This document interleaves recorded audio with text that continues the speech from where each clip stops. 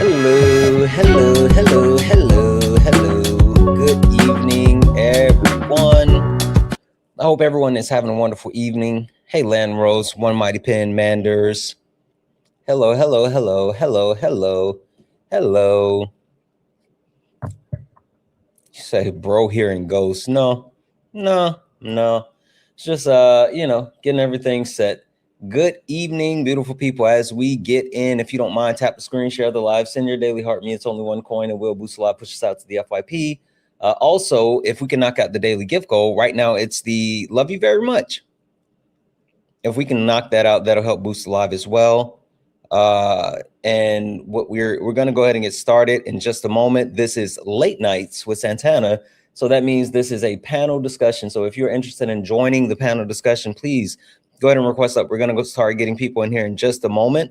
Now with this is night 4 of Late Nights. So this is the last night. So if you want an opportunity actually to join this conversation, make sure you do so, because tonight is the night. It is the last night for Late Nights with Santana with this specific topic. FYI, for the people that may be in the request that think that this is a debate, this is not. Hey, Desiree, this is not a debate. This is not a debate. So if you are here to debate, sorry, come back for sparring, but this is not sparring. This is Late Nights with Santana. We're here to talk about our topic. It's been a great week of the conversation. I'm so happy that we were able to actually be able to get in here and finish up this topic. We had to delay the 4th night, and so we are back on this Friday evening to be able to join this conversation. So guys, if you're interested in joining the conversation, go ahead and request up. We're going to go ahead and get started here in just a moment. But again, if you don't mind, tap the screen, share the live, knock out the daily gift goal. It's the love you very much. Knock those out. We're going to go ahead and get started. Let's go. Yeah, this ain't your regular panel. Nah, we speak the truth. Late Nights with Santana. And Mama Jones watching, better keep it clean. Let's go! Late Nights Truth in the Convo. Everybody get a seat at the table. From the block to the books, we mindful. No screaming, just dreams and the Bible. One mic, one voice, we build bridges from the heart of the hood to the world's big issues. Politics, pay, different cultures. But the real ones listen before they rebuttal. Late Nights with Santana. Hey, Mama thank you for Jones watching, gloves, so Tina. keep it grown. Ain't about flexing, this is the purpose zone. Santana hold it steady when it might get hot. But we ain't here to fight, we here to connect the dots. Yeah, Late Nights with Santana. You already knew. Late Nights with Santana. Late nights, no static. No highlight reel, just the soul's reflection. No shade throwing, just connection. From streetwise truths to deep reflections, we turn hard talks into blessings. They say they run a game, we build new rules. We here to heal, uplift, and break the old rules. They kept us boxed in, divided by fear, but you find us lined up when the truth appears. Yeah, weekly topics, hearts wide open. No judgment, just motion. Real ones are talking, no cussing. Cause Mama Jones still watching, no fronting. Yeah, Late Nights with Santana. You already knew. Late Nights with Santana. Late nights, no static. Yeah, Mama Jones watching, so keep it grown. Ain't about flexing, this is purpose zone. Santana hold it steady when it might get hot. But we ain't here to fight, we here to connect the dots. Mama Jones watching, so keep it grown. Ain't about flexing, this is purpose zone. Santana hold it steady when it might get hot. But we ain't here to fight, we here to connect the dots. Weekly topics, hearts wide open. No judgment, just motion. Real ones are talking, no cussing. Cause Mama Jones still watching, no fronting. Yeah, Late Nights with Santana. You already knew. Late Nights with Santana. Guys, welcome in. This is Late Nights with Santana. This is a panel discussion, and this week we are dealing with the topic abolishing prisons and the police. Now, guys, I know, just to make sure that I'm very, very clear, because again, I know a lot of people may have a hard time understanding that just because they see one thing one time does not mean that's what something is always going to be. to be very specific, there are people in the comments saying, I'm MAGA. That has nothing to do with this topic. Again, I just want to repeat, this is not a debate. So if you are in the request looking for a debate, you are in the wrong place. This is not a debate. This is Late Nights with Santana. This is a panel discussion where we actually talk about different topics. So if you're interested in talking about the topic, which this week's topic is abolishing the police and prisons, then you are more than welcome to join. But if you want to come up here and talk about Donald Trump, politics, whatever the case may be, you are in the wrong place. Come back when I'm debating. I'm not debating. But with that being said, I have my lovely co-host for the week, Al, abolitionist Al. Al, how are you? I'm doing all right. I had kind of a rough day, so I'm really excited to be here and kind of hang out with everybody. Absolutely. Al, so it's been an interesting week. I know we had to take a little bit of a pause, but with that being said, we are back. Al, I know tonight the biggest thing that we're going to be talking about is the breakdown and rebuilding, but let's tell the people, what is that really?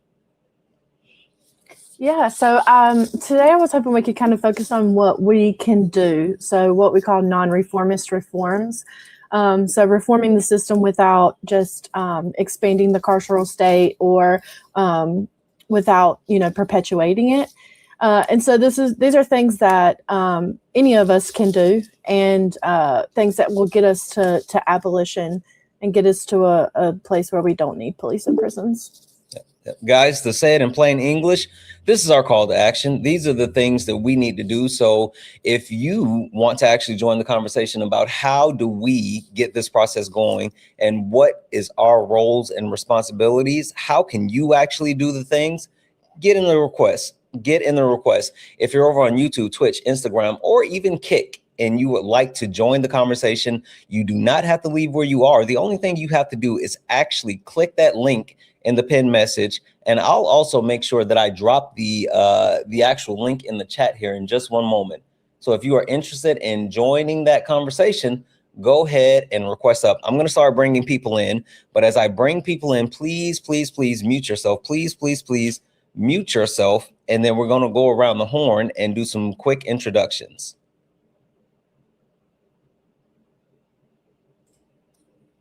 While you're adding people up, if I can just remind everyone that in my link tree, so the link in my bio, my Substack is linked, and I posted a article every night for each of these, and there's one for tonight too that hits like kind of the main points, and that also provides resources if you're looking for more things to read about, or what we talk about, some of the main points I'll hit. So I've got that all there for you as well. And then there's also a PDF of Angela Davis's Are Prisons Obsolete?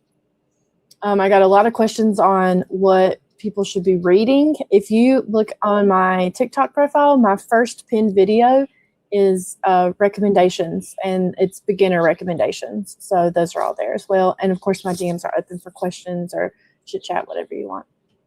Absolutely. All right, let's go ahead and start with the intro. I don't know if not sure if this person is gonna load. So Tay, if you are here and you want to rejoin the conversation, go ahead and request back up. We'll get you in here. All right, Bella, hi, how are you? Hey, I'm really good. How are you? Good. Bella, have you been able to listen in on the conversations that we've been having this week? And if so, what are your thoughts? So I will be honest and say I have not heard all your conversations this week. However, this is something I've been interested in for a long time. Just looking at other countries and how they go about prohibition, like how they go about letting things be legal and how they go about their different systems. I don't understand why we can't kind of mimic that and go forward that way. Okay. Perfect. Give me one moment. Oh, we lost two people. Okay. Give me a second here. You. Tay, welcome back. How are you?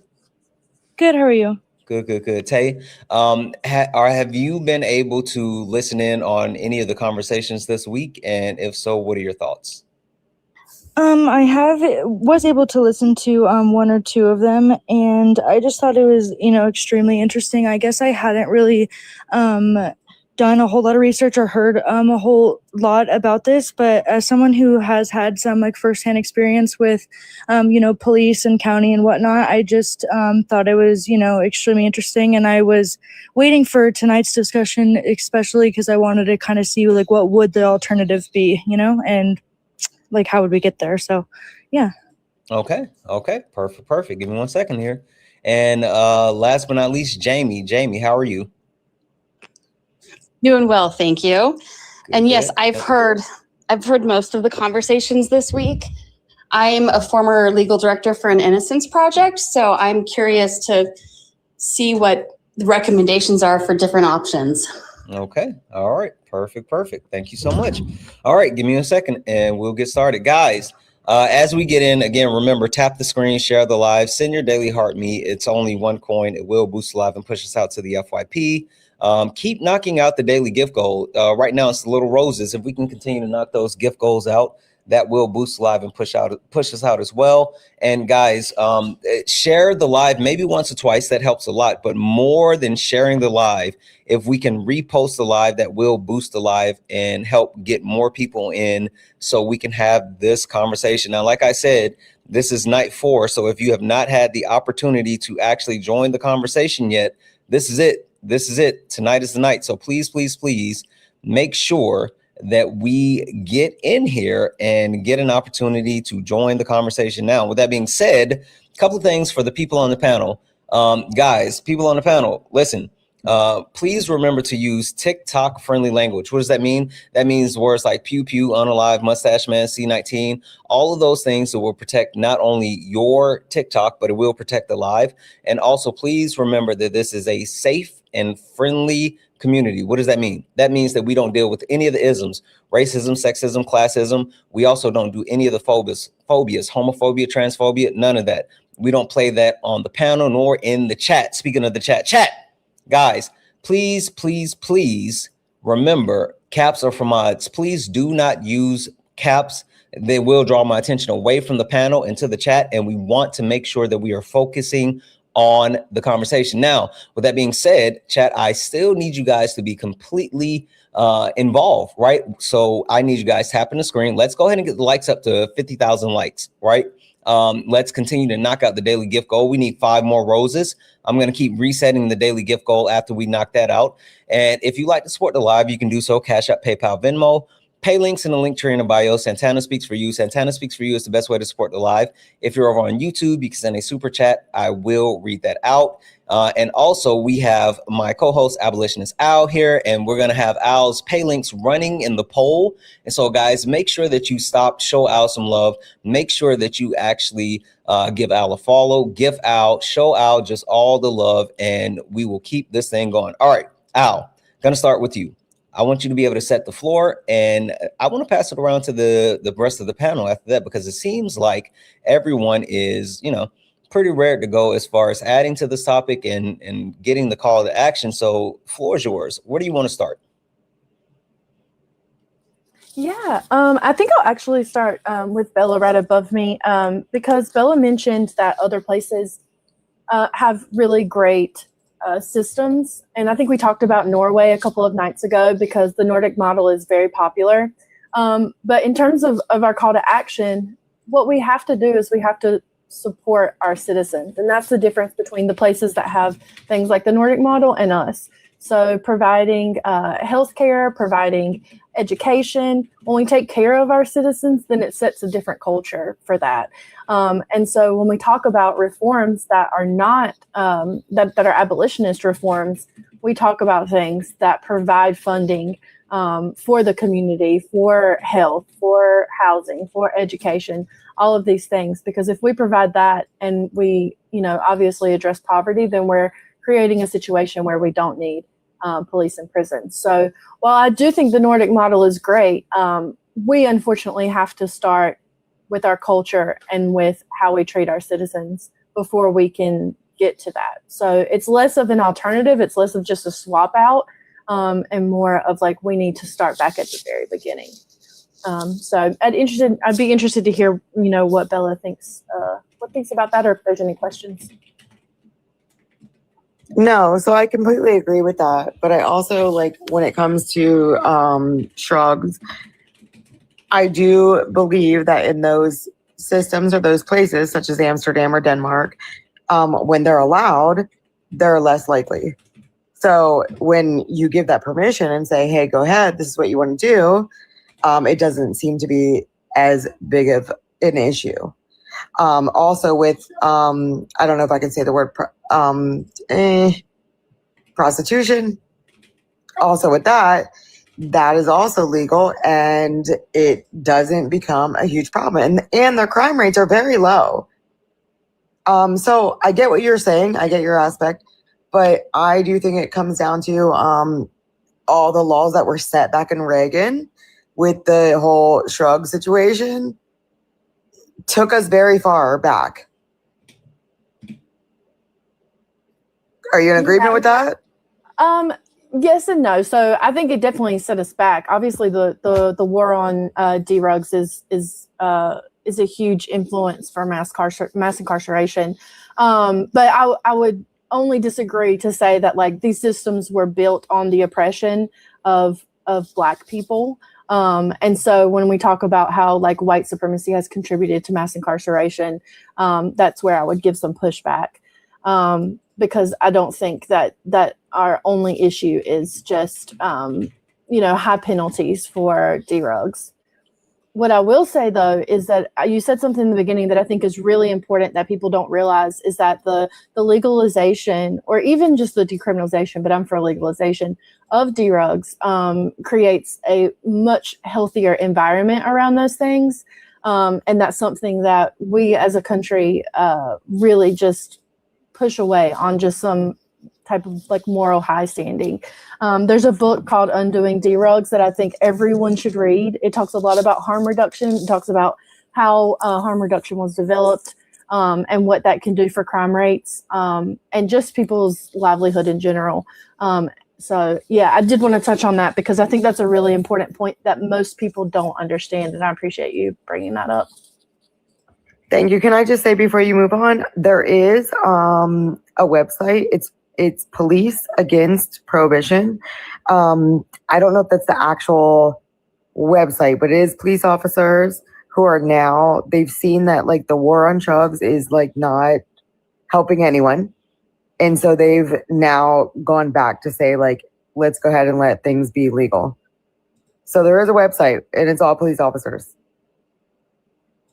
Yeah, and I think that's great, obviously, for them to voice that. But I think this also leads back to our point about the bad apple myth, which is that like no matter what the police, what their personal intention is, they're still required to oppress. So even if they do believe that we shouldn't be penalizing people for using drugs, they still legally are required to criminalize that behavior and take punitive action.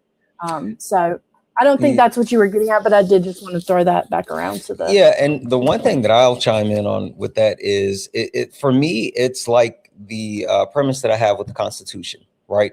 Everyone wants to talk about the Constitution of the United States of America and how it's this great document and, blah, blah, blah, blah, blah. And overall, I understand the premise of what people are trying to say.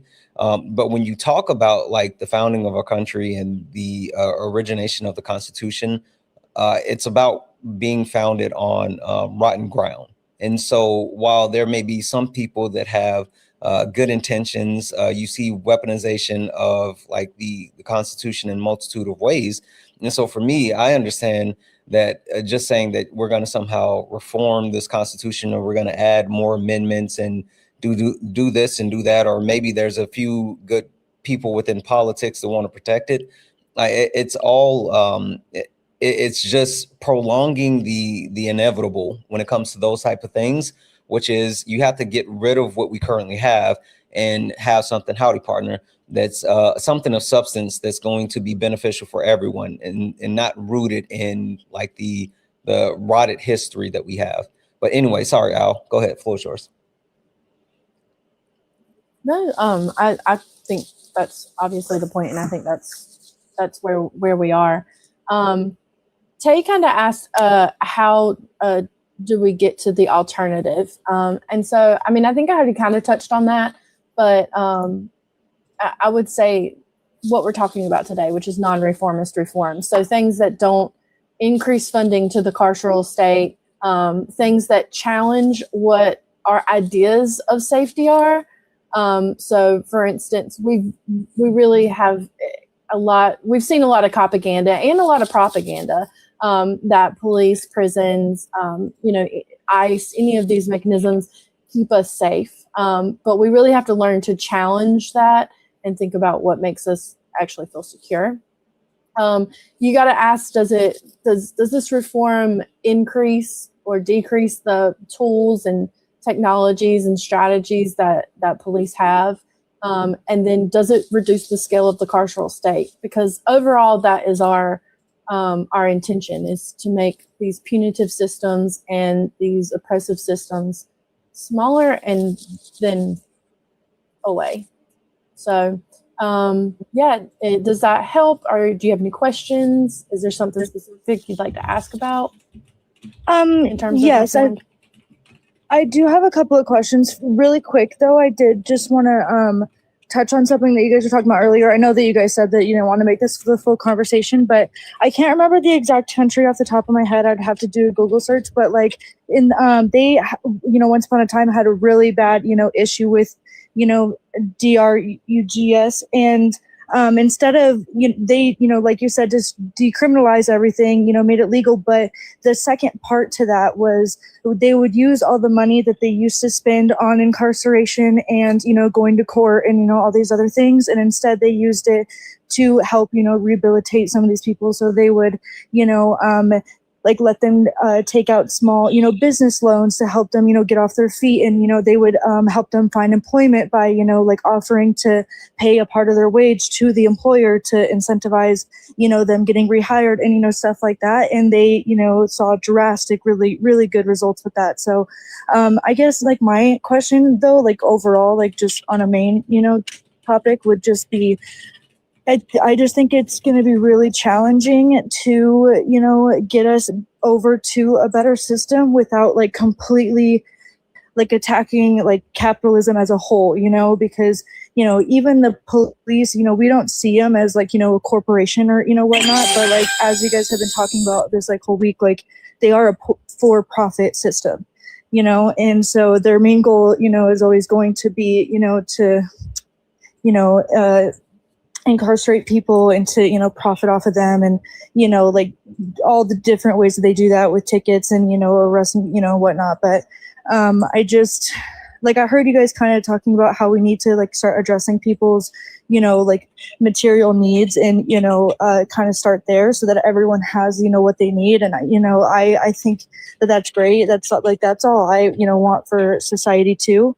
And I guess I'm, in my imagination, I'm just struggling, seeing how we could completely take away police and prisons and at the same time, be able to, take care of all of that. I guess I'm not really explaining this very well, but no, I get what you're saying. And just to hop in for a second, and so Al, I think that's actually a pretty good point, because I was watching a video. And it kind of struck a chord with me.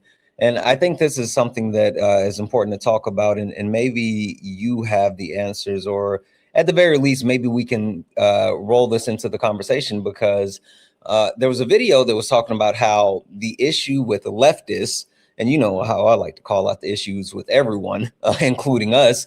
But the issue with leftists is that there tends to be certain people who they know the end game and they understand the end game, and then they try to sell people the end game without giving them the go-between. the stepping stones to get there, and what that looks like is, because not everyone is going to immediately just be on board with, you know what, yep, let's abolish the police, let's abolish the prison system, let's get rid of it all, because let's be honest, that's scary to a lot of people, right? And so the video that I saw was talking about how we failed to basically give people some type of middle ground to help transition them so they can see the plan and they can see the end goal. Can we talk to that, Al? Because I feel like that's what Tay was kind of saying, is like, how do we transition without a complete collapse and then still be able to like somewhat survive? Yeah, because like for me personally, trust me, I agree too. I've never felt. Let's let Al hop in, and then I'll come right back to you after that. Yeah, I mean, I think that's a valid criticism, honestly. And I think you're probably going to summon Sean because she loves, to talk about revolution and how we need to get there tomorrow. Mm-hmm. And I'm not exactly opposed to that, but I do recognize that if I want more people to understand how we get to where we want to be, or why we should be reaching for that goal, then I need to kind of appeal to that, and I kind of need to show what are considered like realistic ways to get there. I think ultimately revolution and unfortunately a violent one at that is, I'm not gonna dance around it. I think that's probably necessary. But what I will also say is that I don't think that is all that we can do. I think I've been working for several years to do things that are considered non-reformist reforms. I've been doing a lot of things to try to get us to a system where capitalism is not the base of our system.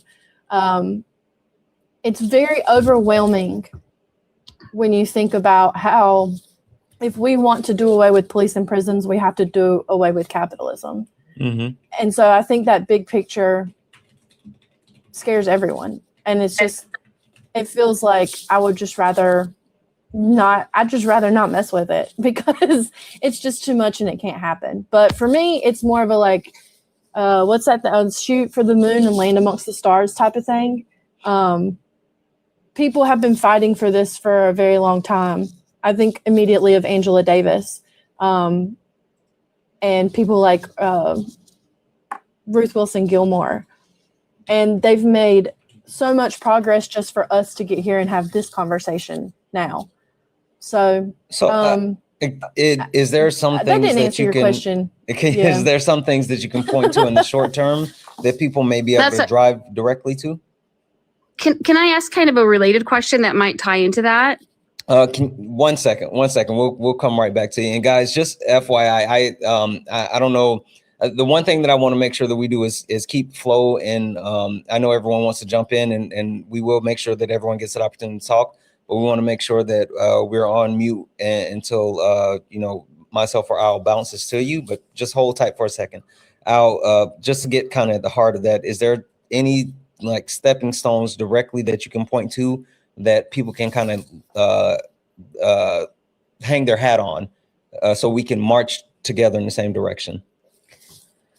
I mean, I guess my problem here, my question is, for me, non-reformist reforms are stepping stones to get to abolition. And for abolition, so what are those? Yes. Yes. So if we want like a specific example of a non-reformist reform, we can talk about one we've mentioned was like legalizing drugs. Mm-hmm. We can talk about universal health care, because that's going to fund not just health care, but also mental health care. We can talk about making sure that that everyone has a place to live. Like, it's kind of absurd that housing is not something that everyone has access to.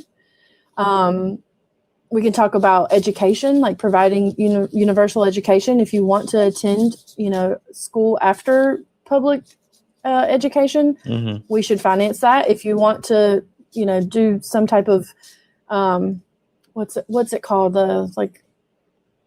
some kind of a trade program. If you want to do that, everyone should have access to these things. Like, there's no reason that we shouldn't have access.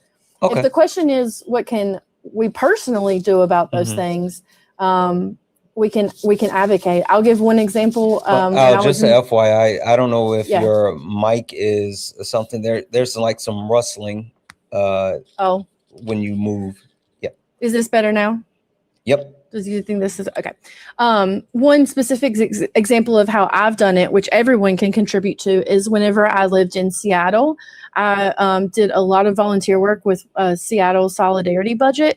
And basically what we did was, as soon as the city put out their budget for that year, or the proposed budget, a team of us, maybe 20 or 30 people, went through the whole thing, looked at what could be removed, what we didn't need, what needed to be reallocated, how we could better spend that. And we teamed up with a lot of nonprofit organizations and advocacy groups in the area, and we all worked together to influence that budget. That's how we ended up getting some of the police budget defunded. That's how we ended up moving money towards housing for people who needed it.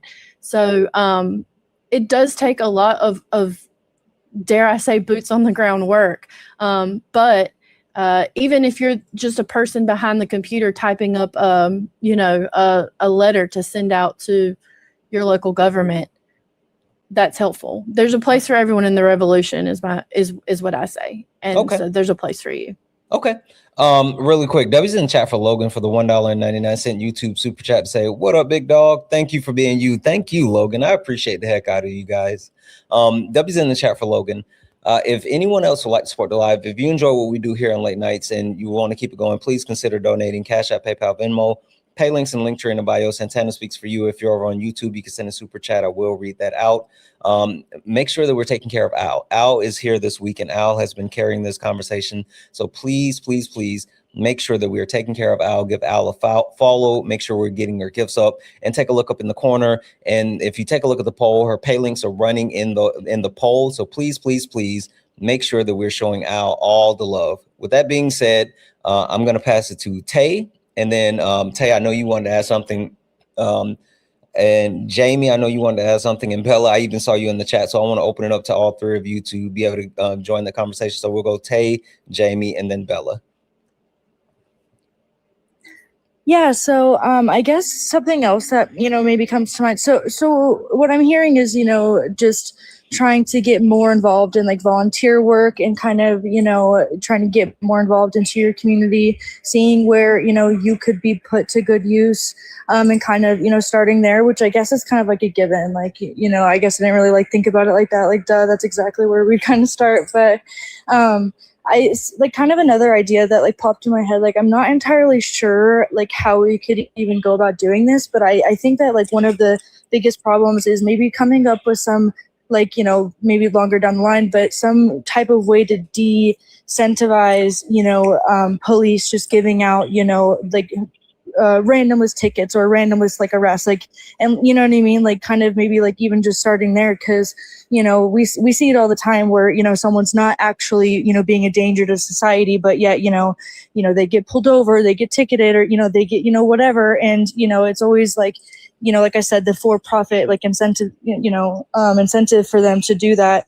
And then one last thing that I wanted to add, just another place that I think that we really need to start, but I'm not entirely sure where you guys would, what you guys can tell me about this, or where you would fall on this opinion, because I did hear the very first day that you guys, I don't know if it's, all of you guys, but I know that someone was up here and they also didn't believe in, mental institutions and stuff like that. And look, I'm not, I'm kind of up in the air with it, but just, from firsthand experience, like I said, there is a lot of people, incarcerated that are just genuinely not meant to be there. Mentally, they don't know what's going on. I've seen it time and time again, and it breaks my heart, because a lot of them think that they're kidnapped and they don't even know where they're at. You know what I mean? They're just cognitive, not, and that's not, we shouldn't just be putting people that, aren't super grounded in reality, just shoving them away, in a cell, so I just, I don't know, I feel like that we could have some other type of, organization or something to, help with, mental health crises and that side of the line, rather than just, arresting them and, putting them away, for quote unquote safe for the public, which, I don't know. You get what I'm saying? So I guess I just wanted to mention that as well, but yeah. Yeah. Yeah, absolutely. I think there's a lot of great ideas behind that. There's actually a couple of things that I have, but I'm going to hold off before I say, because I want to hear what you guys have to say. Jamie, coming to you. Yes. So I have two questions. The first question, I understand the Nordic model really will not work here for all the reasons Al had explained. My question is, are there any other countries that have done this sort of reform that we could look to? That's the first question.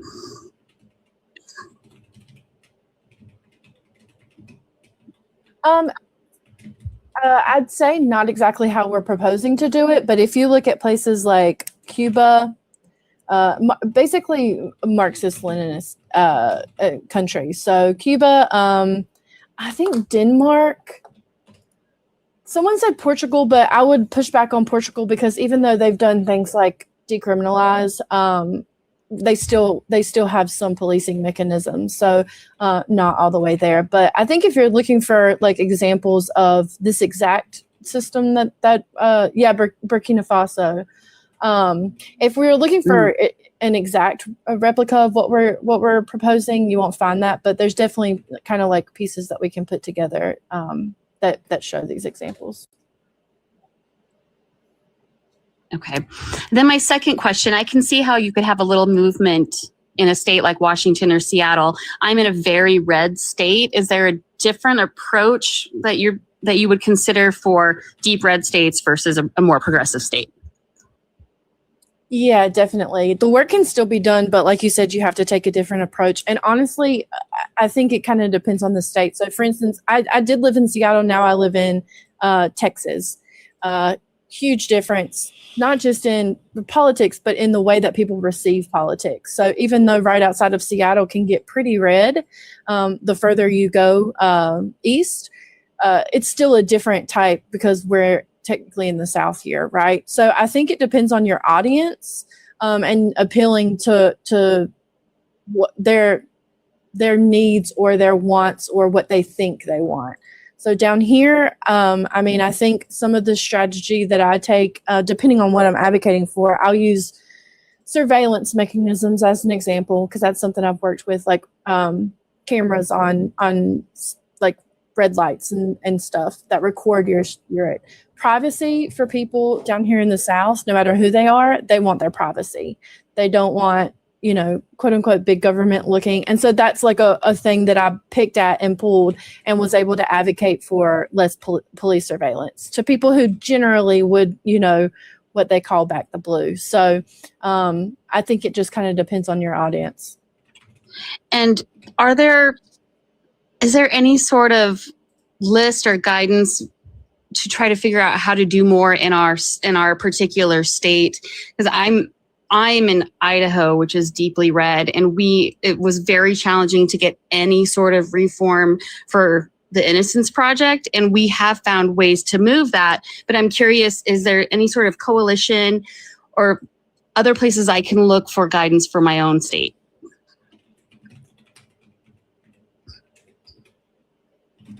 I'm trying to think off of the top of my head for Idaho. I have, if you visit interruptingcriminalization.com, I know that they have kind of like a database of advocacy groups, and it's listed by state.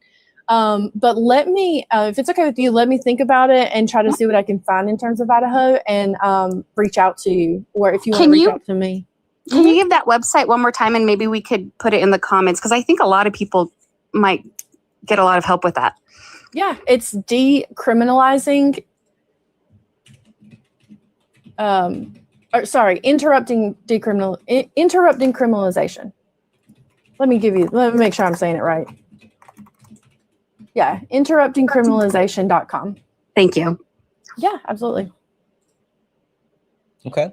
And Bella, floor's yours.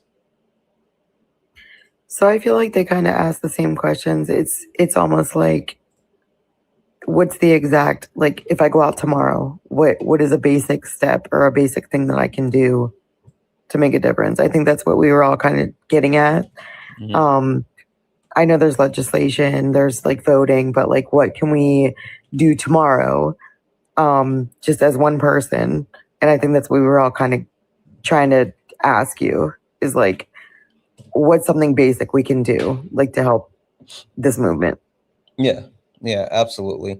So, well, I'll say this. Al, did you have, because I have a couple of things that I jotted down and I want to share, and I want to run past everyone, because like I think that's a really valuable question, and I think that we do need to have tangible things that we can do. And so I have a couple of different things that I think would actually be along the same line of that vein, like with restorative justice, that would get us shifting towards abolition, being an abolitionist. But is there anything that you want to throw out there before I mention it? I'll let you go first, and then I'll go after. Is that cool? Yeah, absolutely. Really quick before I do, W's in the chat for Lois. Lois in a $5 donation said, so happy I caught you tonight. Love you. I love you more, Lois. W's in the chat for Lois. Thank you so much for that $5 donation. You are absolutely amazing. Boom. Okay, we're all good. We're caught up. Guys, again, if anyone would like to support the live, you can do so. Cash App, PayPal, Venmo. Pay links in the link tree in the bio. Santana speaks for you. If you're over on YouTube and you would like to support the live, you can do so with a super chat. Remember, if you want to support what we do here on Late Nights, keep it going, please consider donating.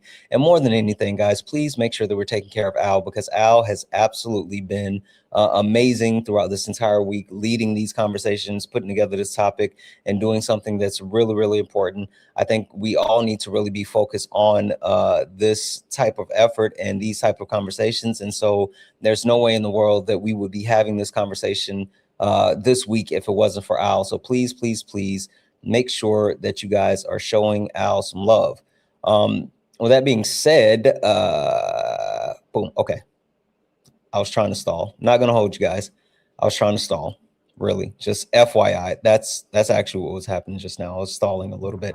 All right. So I wanted Sean to hear this because I really want to get her ideas. And Kay, I know you're listening. I want to get your feedback on this, but I want to get everyone's feedback as well in the chat. I want to know what you guys think about this, and we'll go from there. Right. So the big premise, and Sean, just to catch you up, is basically there's a when getting to the point of abolishing the prisons and the police, a lot of people have trepidation because there is a sense of like needing something tangible in the meantime to like kind of fill that gap. And we understand, revolution and how that works, but a lot of people are just too, let's be honest, timid, right? And so certain people need things that they can kind of latch on to like help transition to where we want to get to. And so what we're talking about is like tangible things that we can do in the immediate short term. And that way that continues to shift us towards our end goal, even though we know what the end goal is, just something to help kind of fill the space so we continue to transition to where we're trying to get. And so I know that Al was wonderful enough to kind of give us some stuff with like restorative justice and cover the fact like, universal health care and, securities around home for people to live and things like that. And so a couple of things that I just jotted down, and I want to know what you guys on the panel think. I want to know what the people in the comment sections think, but this is just me, right? Just me, just brainstorming.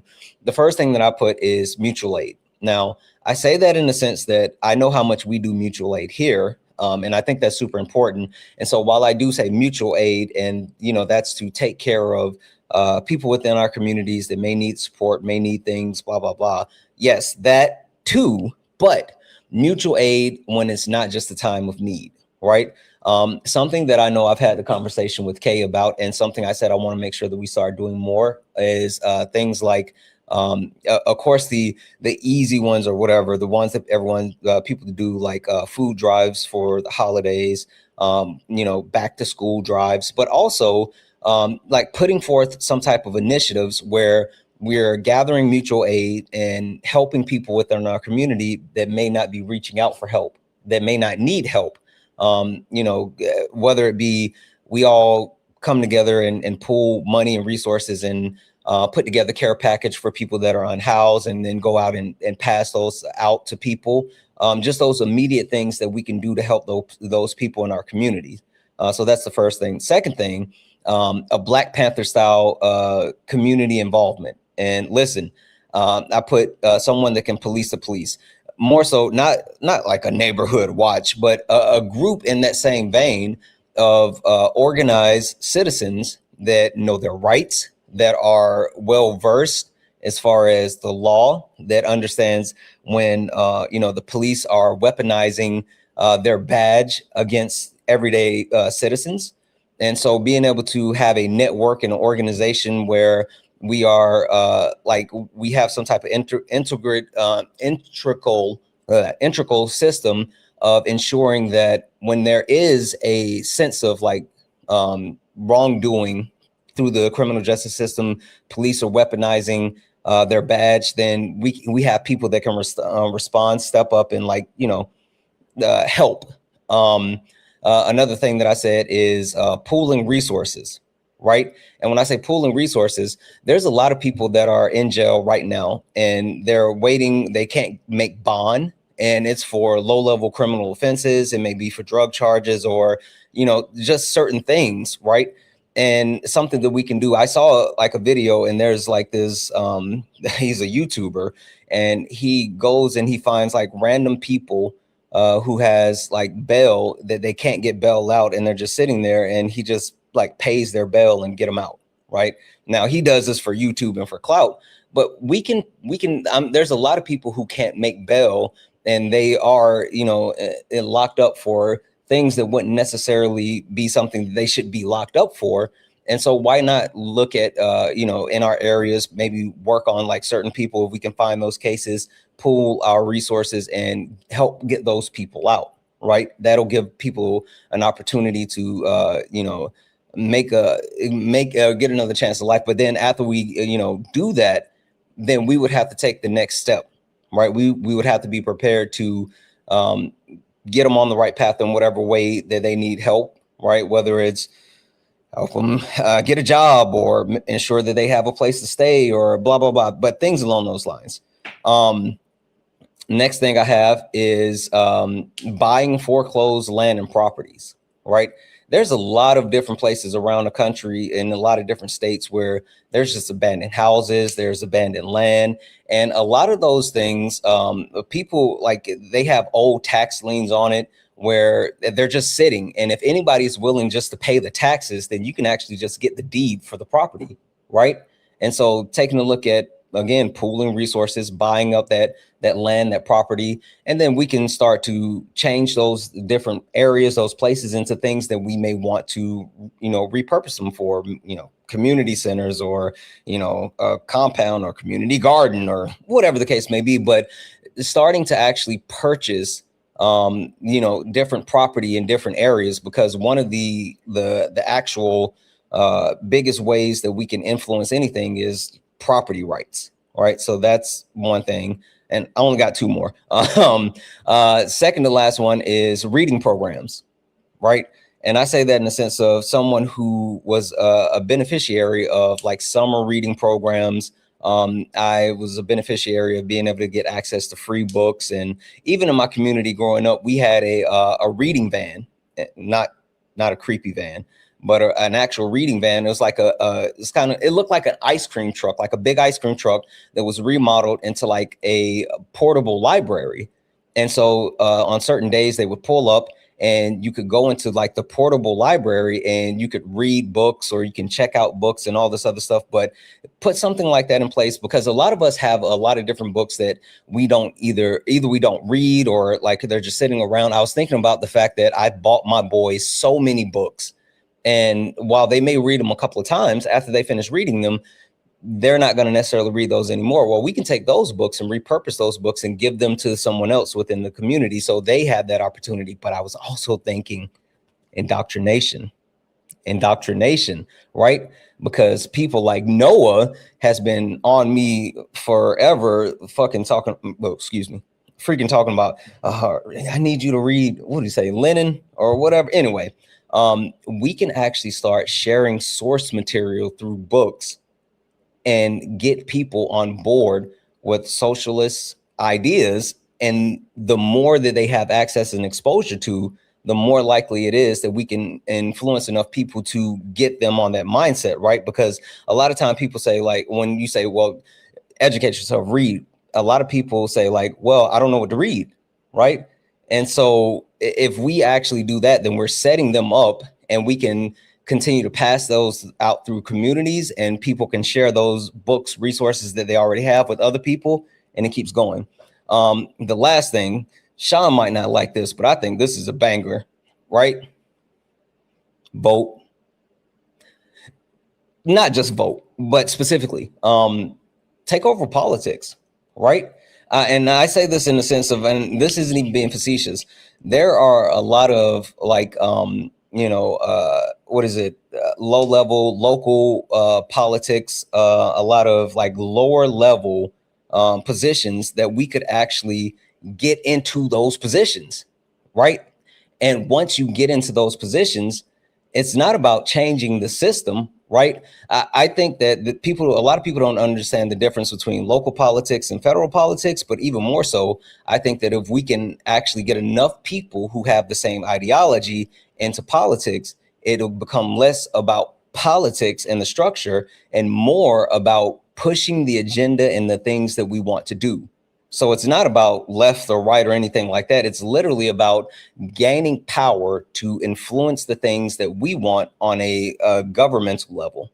So those are the things that I've thought about off the top of my head, and things that I think that we could do to actually, influence, and it would give us that transition and tangible things to actually work on. So Sean, I'll start with you because I invited you over to hear.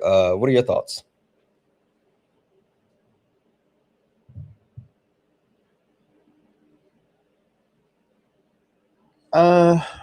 There's a couple different thoughts. Mm-hmm. And I was all just spitballing, so like you don't have to worry about pulling punches. I was just trying to figure out some stuff on the fly. So yeah. Well, can I let me say hi to everyone first. Hi, Al. Before you choose violence, got it. I love you, babe. That's legit the only person I wanted to say hi to. I don't care about none of y'all for real. It's like, nah, let me stop. I love y'all. But yeah, so the land thing is that's a decent idea. Mm-hmm. I was looking at land not too long ago. How would you improve that? How would you improve that? Because I just think about like the ability to actually get it for cheap, and like, there's a lot of abandoned, foreclosed things like that where we could just pay the taxes. But how would you improve that?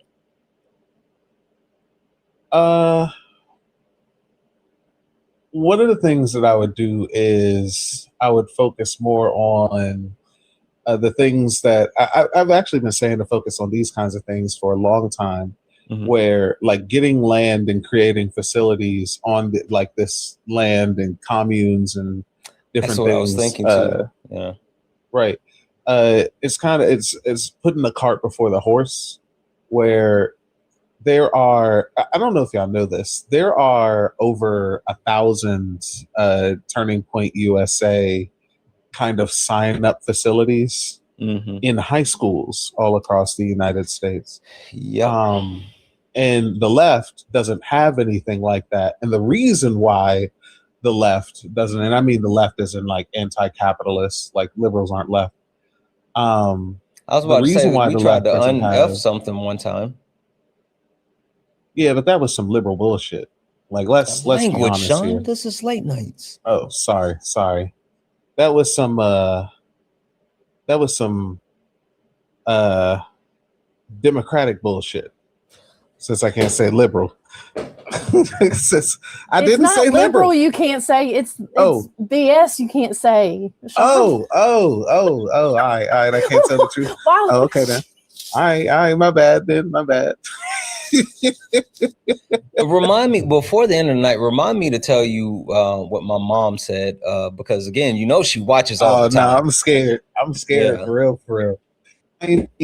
You might be here for real. I'm actually asleep right now. I'm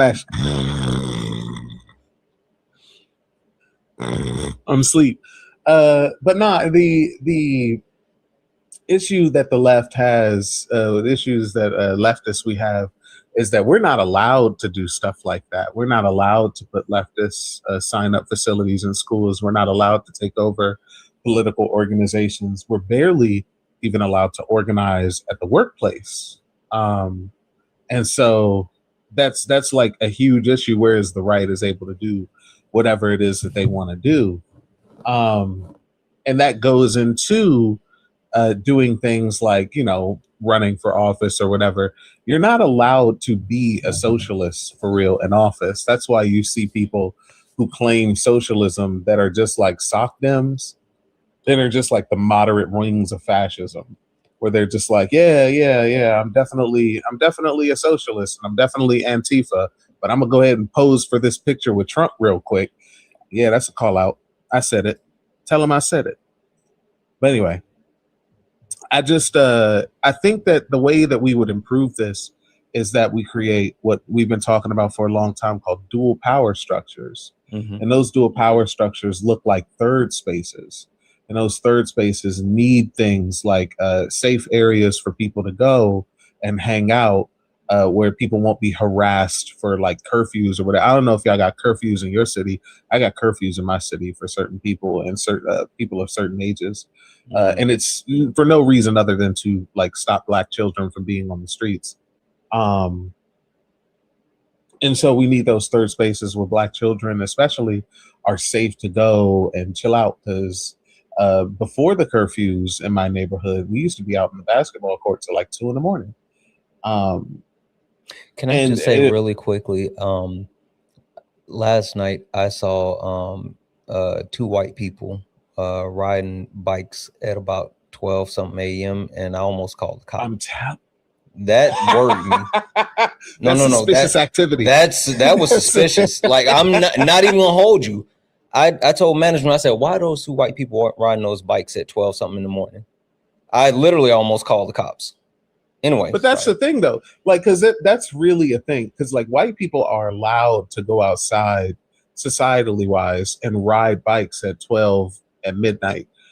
Black people, we're not allowed to do stuff like that. Mm-hmm. It is automatically seen as suspicious activity. It is automatically seen as something that is breaking curfew. It is, no matter what it is. We could have on full exercise gear and it's still seen as like a bad thing. We're doing a bad thing. If we talk about what happened a couple years ago with oh boy, I don't want to say too many names. Aubrey. Ahmaud Arbery. I guess we could say names. Ahmaud Arbery. Yeah. Mm-hmm. So the way I would improve on these ideas is, this is the thing. I would not focus at all on getting into office or voting. I know it's a distraction. It doesn't work. I still kind of think there's something there with that, Sean. Like, I know, I get what you're saying, and I knew you weren't going to like it, but like, I think there could be some utility to it. Let me ask this. What happened in North Carolina when Black people started to infiltrate electoral politics? I know. I mean, not saying for the people, for real. Yeah, people started dying. People started unaliving, and they literally rounded us up and shipped us back to Africa. Yep. That's not a joke. Like, they literally rounded Black people up and shipped us back to Africa and imperialized the nation that they shipped us back to. That's how Liberia became a thing. Liberia, the people in Liberia are either themselves people who had or were related to people who had political power in North Carolina in the United States, or the descendants of people, Black people who had political power in the United States. And that's how they get rid of political power. They will literally ship people off and not care about it and not worry about like what it is that like people think about them doing it. Paperwork is not going to stop fascism. It's just not. Yeah. I agree with that. And so I would focus on these third spaces. What about, and that's what I was kind of thinking. And so for me, right, like the reading program, I think that could be a third space as well, because then I'm still thinking as well, if we buy property and stuff, we can build and we can do those things there. But what do you think about like the other stuff? Like what about the whole idea around like not necessarily the Black Panthers, but something similar to that, where, you know, or policing the police? I think that Vanguard should be policing the police, period. I think, I honestly, I said it. I was like, we need to, if y'all are near ICE agents, y'all need to take it to them, for real. Get organized, get together with your, you know, your local people, your friends, whoever it is or whatever. Like for me, I guess it's just easier for me to say because I grew up. See, now I don't know what I can say, but I'm gonna say this for education. Just don't curse. You know you can't curse on late nights. Nah, yeah, but I mean for TikTok. Oh, okay. I grew up in gang culture. I grew up in a gang. Gang. And so, yeah. And so when I say get together with your people, like I got people I can call right now, and we'll show up at your house riding, bro. Like I'm telling, I got 11 people I can call at this very moment. Don't worry about it. Y'all good. But that's what I mean. And so for me, when I say get together with your people, that's really what I'm talking about. Because like for me, I know people got friends. You gotta have friends. Come on, like y'all gotta be able to have like people who are around you, friends, family, whoever you hang out with on a daily basis. There's no reason why you shouldn't be radicalizing them. There's no reason. I get so mad at my employees. I'm a supervisor at work. I don't know if y'all know this. I get so mad at my employees when I tell them to do something that will be for their benefit, and then they get mad at me because I'm telling them to do something against me. And I'm just like, why are you defending me in this situation? I'm your enemy. I'm your boss. Like, and it irks me because they just be like, nah, you cool. And I'd be like, no, I'm not cool, bro. Like, I'm your boss. I'm not cool, bro. Like, when it comes down, like when you go somewhere else, when you go to a different location, that person's not going to be me. Like, that person's not going to be Sean doing stuff for you, letting you go home early, this, that, and whatever. That person's going to be a person who cares about the company and wants profits and doing X, Y, and Z. Join the union. And they're like, nah, I don't need no union, blah, blah, blah. And I'd be so mad. Never mind. I'm getting mad just thinking about it. But the whole point is that we need to focus on third spaces and radicalizing the people around us, getting together with the people and starting small first. Like, I think your ideas are amazing. But I think one of the big things that people have an issue with, and I'm gonna land my plane right here because I've been yapping, is that they don't know where to start. Like you said, when you tell people to go read a book, they don't know what to read. They don't know where to start. And I be trying to tell people all the time, you start with your friends. You start at work. You start with your coworkers. The people that you go to sip and paint with, radicalize them. They should be communists. There's no reason as to why they're not. Okay, can I say something? Of course you can. Yeah, Al, floor is yours. And then Jamie, I want to hear from you as well. And then we're going to get some more people up here. I know there's people in the request. Hang tight. We're going to get more people up here in just a moment. But I want to hear from Al and then Jamie. Oh, sorry, 1 second. Justin, no one cares. Like literally, Justin, literally no one cares. You're muted. Sorry. Go ahead, Al. Sorry. Wait, what does that have to do with anything? Justin, he thinks that he thinks it's a debate. He wants to debate, and he ran like a coward because I put a perma ban on him. Oh, Justin, I'm glad that you reminded me that you're back. We will be doing that perma ban for you, Bub. So don't trip. I got you. Don't worry about it. It's a politics thing. Sorry. Go ahead, Al. No worries. So first, I did want to say thank you to Alana for your donation on Cash App. It's really kind. I really appreciate all your support this week. So what I want to say is, other than voting harder and getting into office, I think all of your ideas are spot on with what we talk about. And I don't think that Sean's mention of dual power structures or creating these like safe spaces is different from what you're saying, because I think when we create spaces where people can become educated, when we create spaces where we can feed people, when we create spaces that promote people's health, when we do all of those things, that creates community also. And I think what I was trying to get at earlier with seeing capitalism and seeing the long, goal and getting overwhelmed, people forget that they can help people all around them. And so like, if I can give like a few examples that I think are something, like whenever I lived in an apartment building in Seattle, we had this table down in the lobby where we would rotate things that we were getting rid of or that we wanted to pick up. And that didn't just include like random stuff you were trying to get rid of out of your house. Like it included books, education materials, stuff like that. And I think that's a cool little part of a community, right? I also just last week saw someone on Facebook who was anonymously asking for help with groceries, and I took them like groceries for them and their family. I don't know them. I'll probably never talk to them again, but I think things like that are creating community where you are and allowing you to help. That person can reach me, and I gave that person information even for stuff for their children, right? So I think that like those small acts, even if we aren't building like food banks or, a mobile book truck, those things still create community because that person still has my information. I've given them things to support them, and then they might go on to share that to someone else. So as small as it feels, I do think that education is the first step to revolution. And I think if there is a time ever to do it, now is the time, because people who were not considering what fascism was going to be like are now upset about being under fascism. And I think this is a really good time to kind of plug into that. But I think all of your ideas are great. And everything that you mentioned, which I'll post a Substack post in the next week or so for everyone who's followed. I'll post it with all my links for like poverty to crime and what you can do instead of using police services. Because all of the things that Santana mentioned at first all have been shown to reduce crime or what we consider crime. So yeah, I just want to say that I think we create dual power structures by doing the things that Santana listed.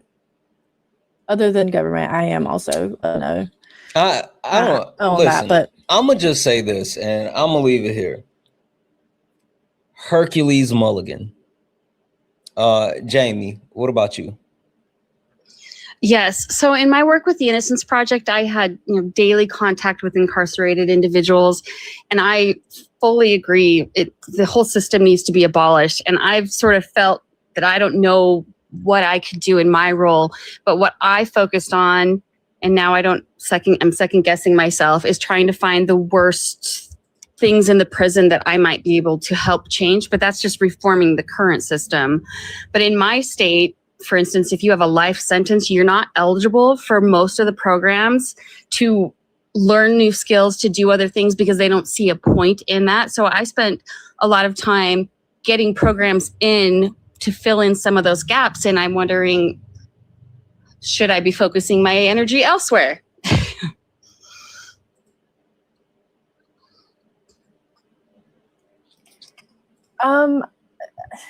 That's a difficult question, because I think overall someone might say there's more, if we're talking about like ethics, there's more return on focusing on people who will have the opportunity. But for me, I think every person is important. And so if that is something that you're good at, if it's something that you're passionate at, who's to say, circumstances won't change and what you're doing will be beneficial to them in 10 or 20 years or the people that come after them. So that's not an answer to your question but I don't know. I think you should stick with what you're doing unless you're burnt out and not feeling passionate, then maybe swap. But I don't think it's useless. I don't think you're doing it for nothing. I really appreciate this conversation. Thank you for coming on and giving us your time. It's really opened my eyes and some different views. And with that, I'll go ahead and step down. Thank you. All right. Thank you. Really quick, guys. W's in the chat for W's in the chat for weekend in the county for the gifted sub over on Twitch. W's in the chat for Land Rose for the gifted sub over on Twitch. W's in the chat for One Mighty Pin for the 5 gifted subs over on Twitch. W's in the chat for Land Rose for the 1,000 bits. W's in the chat for Invisibly for the 5 bits. W's in the chat for Manders for the 1 bit. W's in the chat for Sharon. Sharon became a Twitch subscriber using their Amazon Prime. Guys, if you have Amazon Prime and you have Twitch, you can actually use your Amazon Prime to get a free month of Twitch membership, Twitch subscription, and then you can get into the Discord and all that good stuff. So, like, if you got Twitch, you got Amazon Prime, domain expansion. W's in the chat for that. Also, W's in the chat for Tess. W's in the chat. I got you. Thank you so much for the my bad, but thank you so much for the $25 donation. I got you. W's in the chat. Guys, if anyone else like to support the live, you can do so. Cash App, PayPal, Venmo, Pay links in the link tree in the bio. Santana Speaks for You. Santana Speaks for You is the best way to support the live. If you're over on YouTube, you can send a super chat and I will read that out. Like I said, we're going to go ahead and start bringing more people in here. So if you are interested in actually joining the conversation, go ahead and hit that request button. We're going to go ahead and start bringing more people in. Before we bring people up, Sean, Al, anything else that you want to add to what we've been talking about?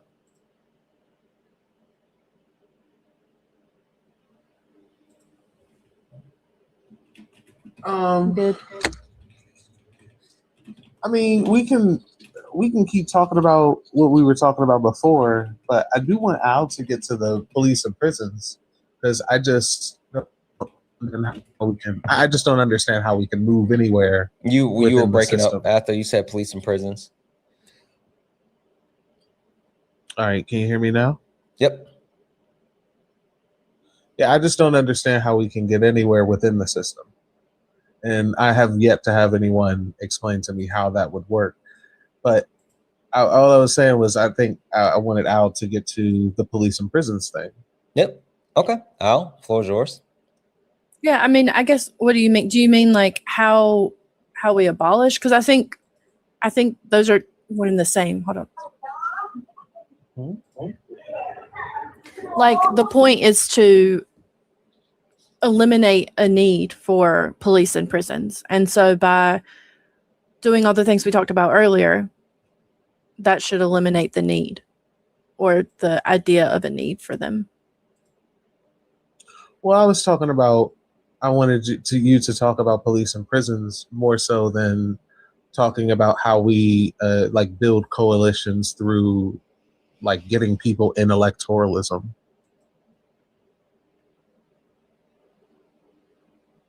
Well, I mean, I guess I'm like, obviously I don't think that's the solution, but that's kind of what we're talking about today is like non-reformist reforms. So how we can participate in reforming the system in ways that don't expand or perpetuate the current system. Yeah, correct. I guess I'm not saying it the right way. I was going to ask you what some non-reformist reforms are. I'm doing the thing where I don't know what we're talking. I don't even know what police and prison abolition is. Oh my gosh. Well, we kind of already talked about those things, right? Like anything that doesn't expand the system, anything that doesn't increase funding for the system, anything that doesn't increase the tools and technology and strategies that police rely on. So like not supporting any of those punitive things. So if we talk about like, if we use the book trailer or the mobile library that Santana was talking about earlier, we know that like increasing children's education and resources to them reduces what we call crime or reduces arrests and things like that. So that would be a reform. But if we talk about things like body cameras, right? Body cameras, we think, provide accountability for police. We can watch them. We can see what happens. But it doesn't challenge the notion. It kind of gives us the idea that policing can be done correctly or without force. And that's just not something that can happen under our system. So all that does is expand their power, expand their tools, and it doesn't challenge our idea of safety.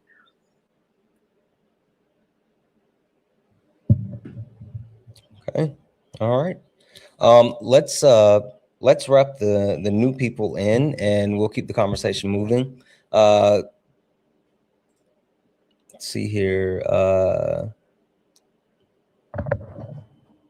Caitlin, how are you?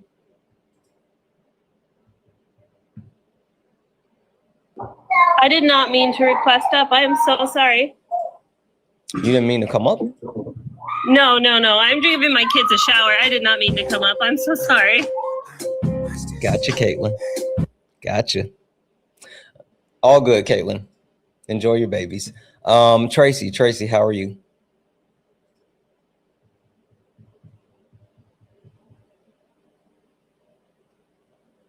Tracy, gonna send you a request to come off mute.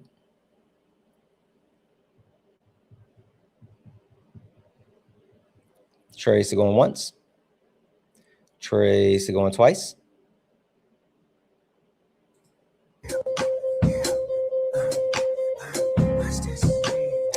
Milk, how are you? Milk, not milk. Is it milk? It's Mick. Mick, how are you? I'm doing well. How are you? Good. Mick, have you been able to listen in on any of the conversations throughout this weekend? If so, what are your thoughts? So I haven't this week. Tonight's my first night kind of tuning in, and I'm actually really excited because this exact topic is what completely changed a lot of my views on this system. So being able to talk about this is going to be really exciting. Okay. Well, so, and this is what I was kind of thinking, Al, and you tell me if I'm off base, but I think that we want to wrap this back around and make sure that we are ending with a call to action. But at this time, would it be okay if we open it back up just to any of the other things that we have on the background, so we can have a little bit more of a robust conversation before we bookend it with the premise as far as the call to action? Yeah, I think that's great. Okay. All right. So if there's anyone else that wants to join the conversation, and there's anything that throughout the week that you did not get to add to this actual topic, and you want to join the conversation specifically for this topic and talk through any of those other things, go ahead and request up if you're over on YouTube, Twitch, Instagram, or even Kick, and you want to actually join the conversation. You do not have to leave where you are. You just have to click that link and you can join the conversation. Again, we are opening back up to anything that we have that we've talked about throughout this week that people have not gotten an opportunity to actually weigh in on. Nick, I'm going to pass it to you, and then we'll start getting more people in. Perfect. So for the discussions this evening, I've been hearing you guys say that not really supporting voting or government positions and things like that. So I guess where my education has kind of taken me has been really looking into the Supreme Court and how we have these historical cases, but then the laws that got us there haven't been changed. And those laws are what is allowing the system to put people into prisons. So I guess I'm just not understanding how that, like, changing laws and advocating for that would help stop prison and things like that.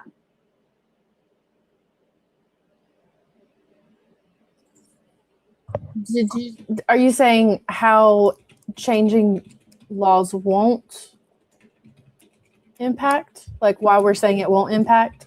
Yeah, so I'm connecting like changing laws with being in political power and things like that. So maybe I could just be not connecting the two that way, but No, I think there are small things that can be done through the system, right? Like if we talk about changing laws or implementing, certain systems at a low level, like when Santana says, to infiltrate local politics, I don't think that's all in vain.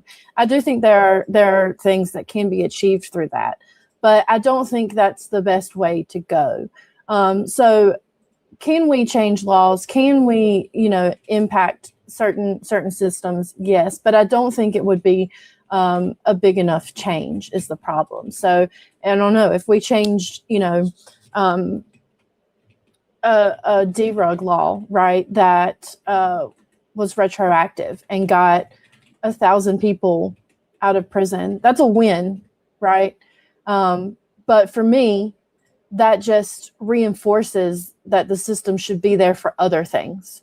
So other than derug offenses, right? So I don't think it's all in vain, but I think that it just reinforces a system that is built on the oppression of Black and brown people, that's built on white supremacy, that's built on keeping capitalism alive. And so that's why, for me, it's just using the tools that they gave us that built the house. Shout out to Noah.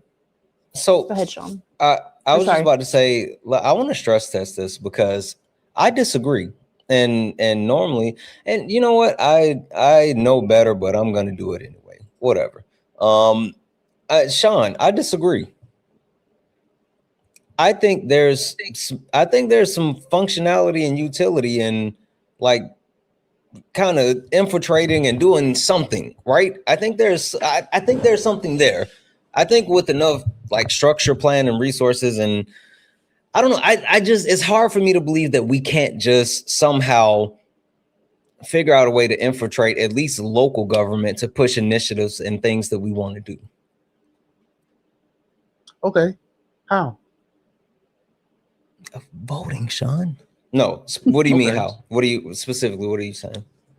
Yeah, let's say, let me ask this question. Mm-hmm. What is the underlying issue What do you mean?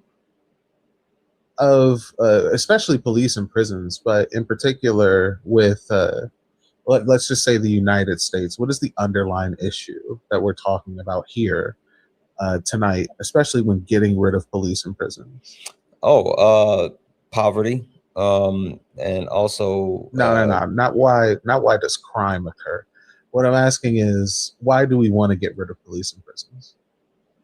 Because it negatively impacts a majority of people. It disenfranchises Black and brown people disproportionately, and it's also a system and a structure that was set up. Well, I guess you could say it was set up for failure, or depending on how you look at it, set up to be successful.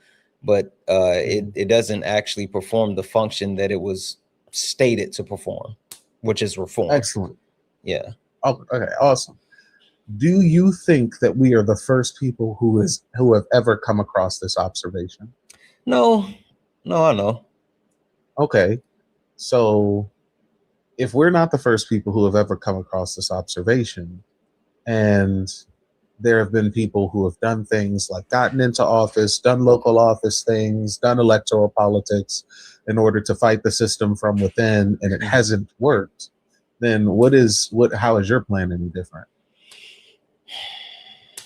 Well, the difference is they didn't have the smartest person on earth with them. Who's the smartest person on earth? You, Nick. You, That's Sean. crazy work. Yeah, but no, like seriously, I get what you're saying. I'm not pushing back with the overall premise. I guess I'm just having a hard time, because you know what it is. I keep wrapping my head around, like having some power to like affect material change, like directly you affect. do have 100%. You do have power to affect material change. The issue is that they have convinced you that the distraction is the way to extract that power. Like, if I were to ask this, anyone can say this. Anyone can answer this question in any way. Those are nines. They got the nines out. But anyone can answer this question. What has infiltrating electoral politics ever done for sustainable and substantial change for any marginalized demographic?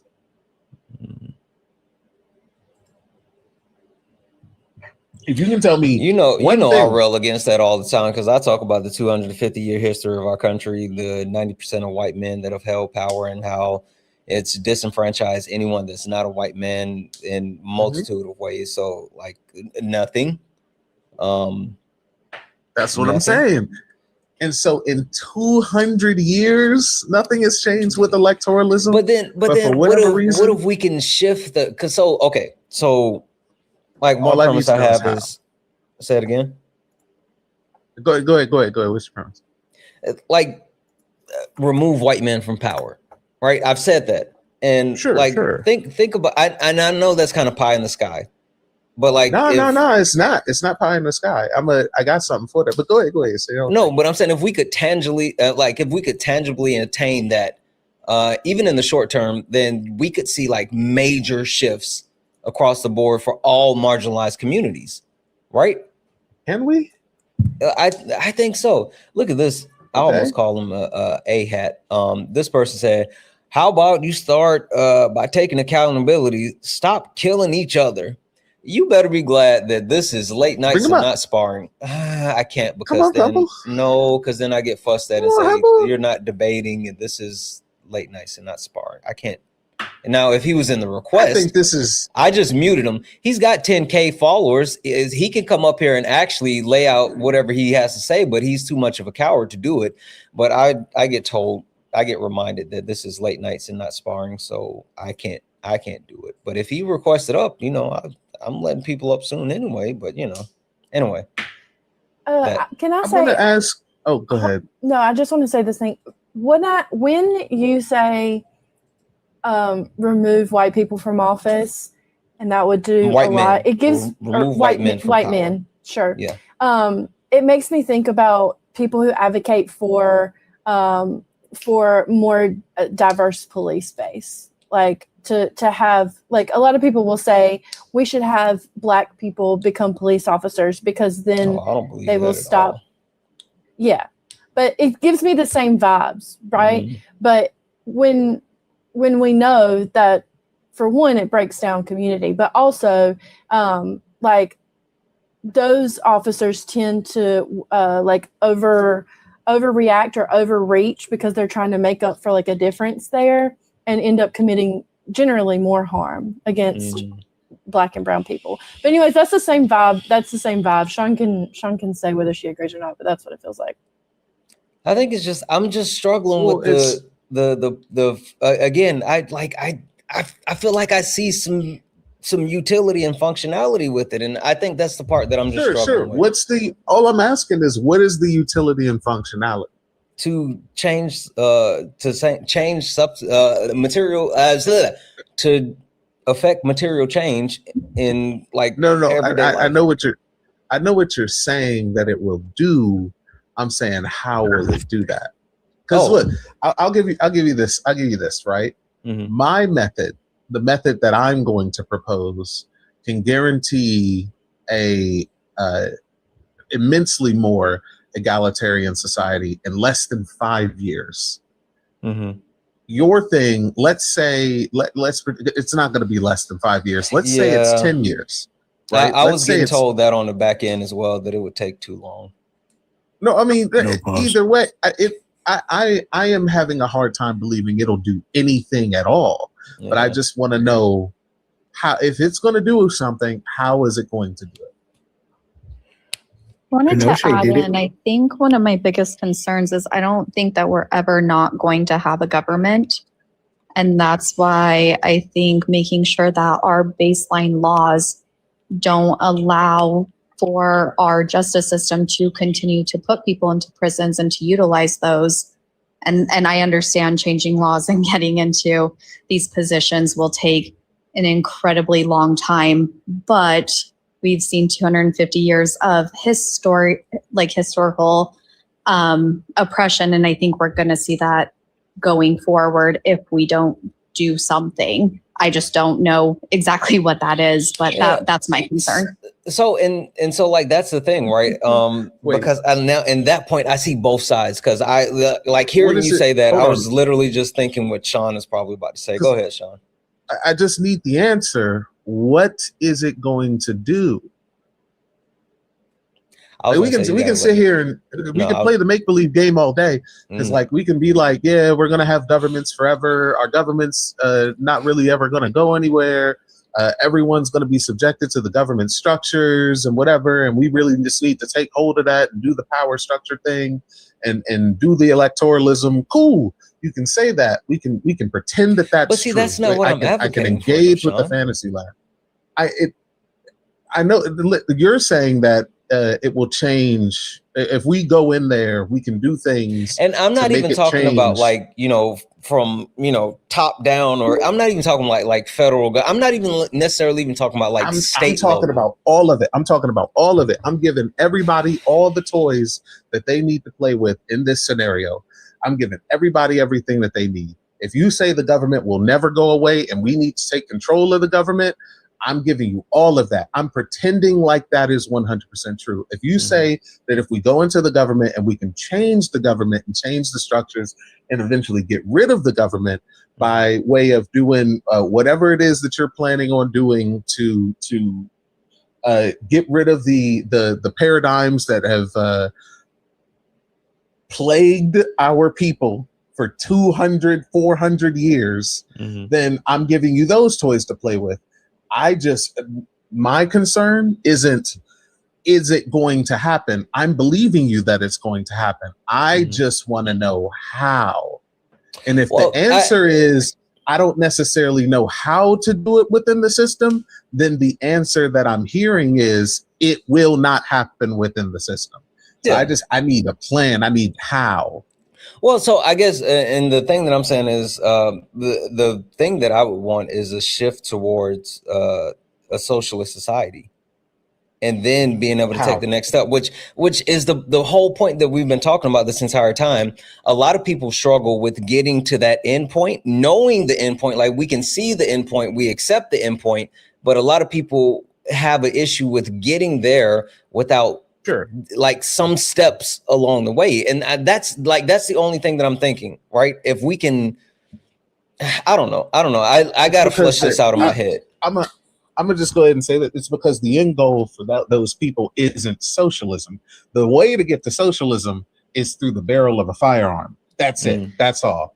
And if you're telling me that there's another way to get to socialism, I need to hear how, because what I hear when people say this thing is, we can change it. I don't know how we can change it, but you need to believe me and trust me that we can change it, even though it's never been changed in this way before. There is no historical materialism behind this change. It harms you to wait for this kind of change. It's the longest version of the change. It's the worst kind of version of this change, because we will still be implementing capitalistic structures, arresting Black people and telling people, just ignore the fact that they're arresting Black people for no reason other than they're Black, and unaliving Black people in the streets for no reason other than they're Black, because 10 years ago they were unaliving 400 Black people for no reason other than they're Black. And this year, they've only unalived 200 Black people for no reason other than they're Black. And eventually it'll be 0. And so just keep it up and make sure that, us, these people who, for whatever reason, can't show up to a midterm, because let's be honest, I'm calling y'all out. Democrats, you don't show up to midterms. I've seen the numbers. It doesn't happen. I've seen the tweets. I've seen the skeets. I've read the early voter registration. You don't do it. You can't figure out a way to get out of work. Yeah. But you expect me to believe that you can't drive 10 minutes down the road, but you can save my life through electoralism? I just want to hear how. That's all I want. I just want to hear how. No, can I say, because I agree with you, obviously, except for the very first part where you said that the reason they want excuse me, they want stepping stones is because they're not actually looking to reach socialism. I disagree. I think that some of them are. I think some people do want the same basic things that we want, which is like improving material conditions, providing housing, food, healthcare, all that stuff. I think they want that. But what I think the problem is, and why we turn to electoral politics so often, is because it's this illusion of power. Like they've created this structure where they want us to feel like we have power, which is essentially voting, but other things too, right? And so I think a lot of people just become resigned to everyday life. Like you have to work 40, 50, 60 hours a week. You also have to take care of your kids. You also have to like feed yourself. You also have to like cut your toenails. I don't know. You have to do all these things. Like when do you have time to do things? Like go to the vote in the midterms, honestly. But it still gives you this illusion of like power and this idea that you can control something. And that is enough for a lot of people. I want to believe you, but like if someone, I have a hard time believing, and this is like the hardcore Marxist in me, right? Where I have a very hard time believing that a person wants socialism and does not follow materialism. So you're telling me that you want socialism and you want to do things that increase the material conditions, but you don't want to address the material conditions? Yes. That doesn't make any sense to me. Because I think like I talk about this a lot, especially because of living in the South, right? Like if you look at people, a lot of people will do anything they can to help their neighbor or someone that they go to church with. Like literally give them the shirt off their back, whatever. They'll do anything.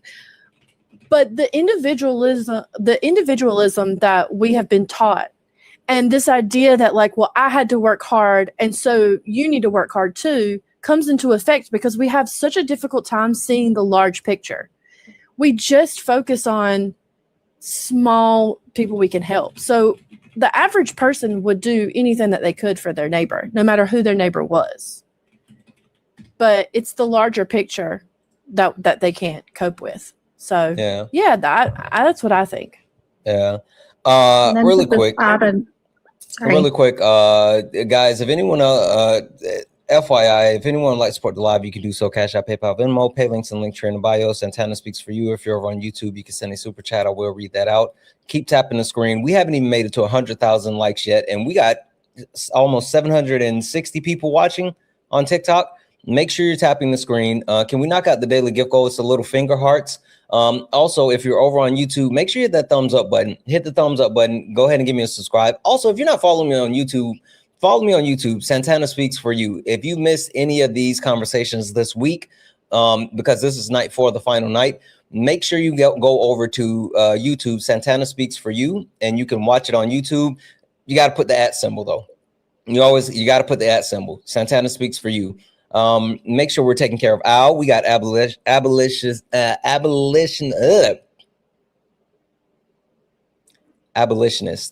Al, who's been co-hosting all this week, who's been absolutely amazing.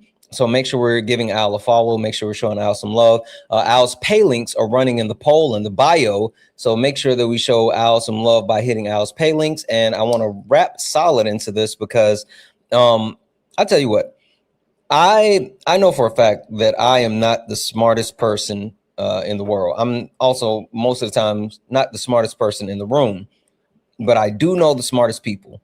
And I really enjoy when the smartest people join my panel. And so, having Sean in here, having Solid up here, and Al, having you up here, I still kind of feel like there's something, and I'm going to make you two figure it out for me because you guys are smarter than me. But whatever. Anyway, Solid, floor is yours. So you want to get rid of prisons? Where you going to put all the people who take their shoes off on the airplane? Oh. We're going to throw them You know that Pitt from 300. Yeah, That's where they go. If you take your shoes off on For the sure. airplane, you go in the Sparta pit. Easy. for sure. Yeah, just I don't. How did y'all get here to electoralism? That was me. So okay, What'd you say? just to catch you up, right? So we're talking about the like stepping stones, like tangible stepping stones that people can take in order to like get to the end game, right? And I was talking about how a problem that people have with leftists is that a lot of times they don't lay out like the things in between that can be done, and so they understand like the things at the end, but they don't have anything to hang on to like move towards or whatever. And then we started talking about restorative justice, and then I ran through like a list of things that I think we could do that I think is like, you know, tangible, blah, blah, blah. And you can kind of wrap them all into third spaces. That's what Sean ended up saying, except the one thing that, you know, they push back on. And I'm like, there's some type of utility there. And it was taking over politics, but I'm not talking like state level. I'm sorry, not federal level, state level, but like local politics, just enough where we can infiltrate these local level politics to just push our ideas, right? It's not about being Democrats or anything like. It's literally about gaining some type of governmental power so we can force the things that we want done to be done, and like a two-pronged system, right? I'm not saying individually, I'm saying like in a two-pronged system, utilizing this to force things through and make it easier, whether it's like land permits or gaining access to tax breaks in order so we can, you know, purchase, foreclose, like just things like that. So I don't know. In my head, I think there's still some type of utility, and Sean is saying no.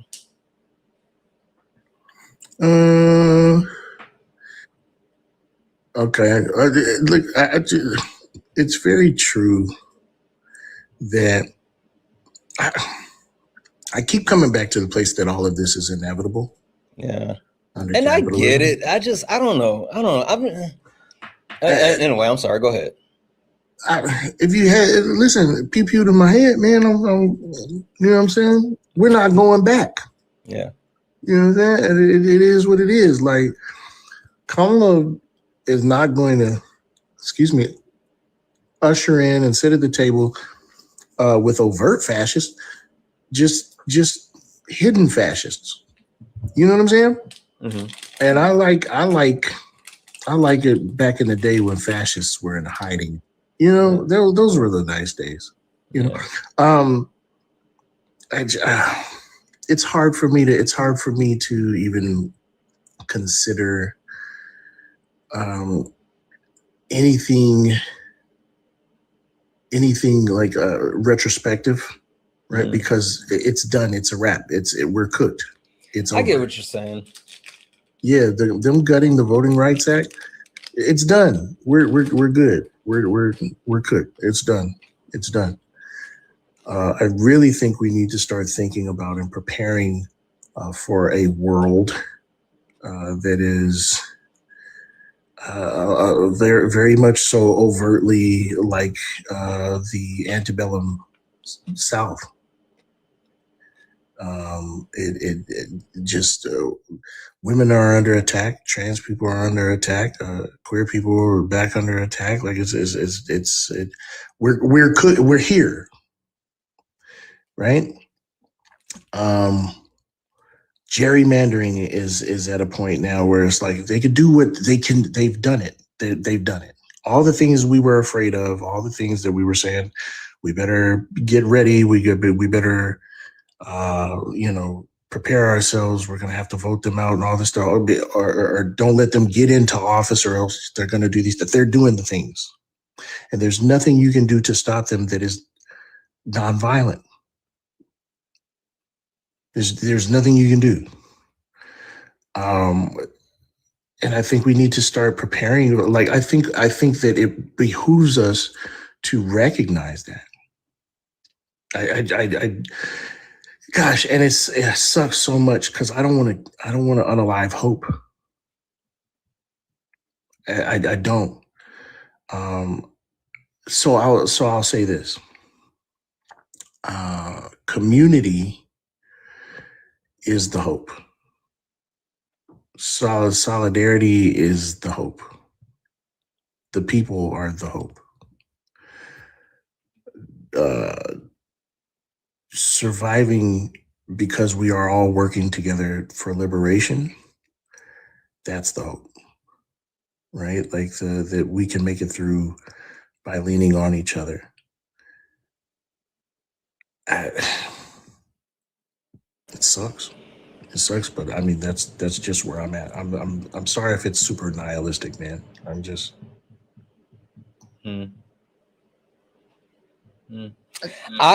I'll say this. I'll hold my thoughts. W's in chat for Amanda for the $10 donation saying we need to break up monopolies first.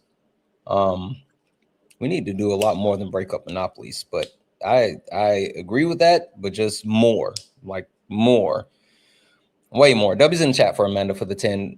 Thank you so much. If anyone else likes to support the live, you can do so. Cash App, PayPal, Venmo, pay links and link here in the bio. Santana speaks for you. If you're over on YouTube, you can send a super chat. I will read that out. Make sure we are taking care of Al. Milk, I think you wanted to Mick, you wanted to add something, and then I know I want to get Ari in and Al and Sean, but I'm gonna go back to you first, Mick. Yeah, I still just want to say, like, I understand that getting into political power is still hard, and we're focusing on a very local level action plan. So I'm still just going to loop it back by saying if we're able to change the actual written laws in our local communities, I do still feel like that's a good start, because, like, I'll use theft for example. If someone can be put in jail for stealing food, we rewrite that law so that they can no longer be punished by that. And I understand that. I think the goal is to currently not add more people into the prison system. And I think that's the viewpoint I'm coming from. I want to stop adding to it while we are slowly taking it away. And I think that's why I'll still advocate for changing local laws, not necessarily being like a politician, because sometimes I feel like they're just a front for our ideas and our dreams and things. But when things are actually written down, and that is what the justice system is using to make these decisions, we can at least put a hard stop somewhere.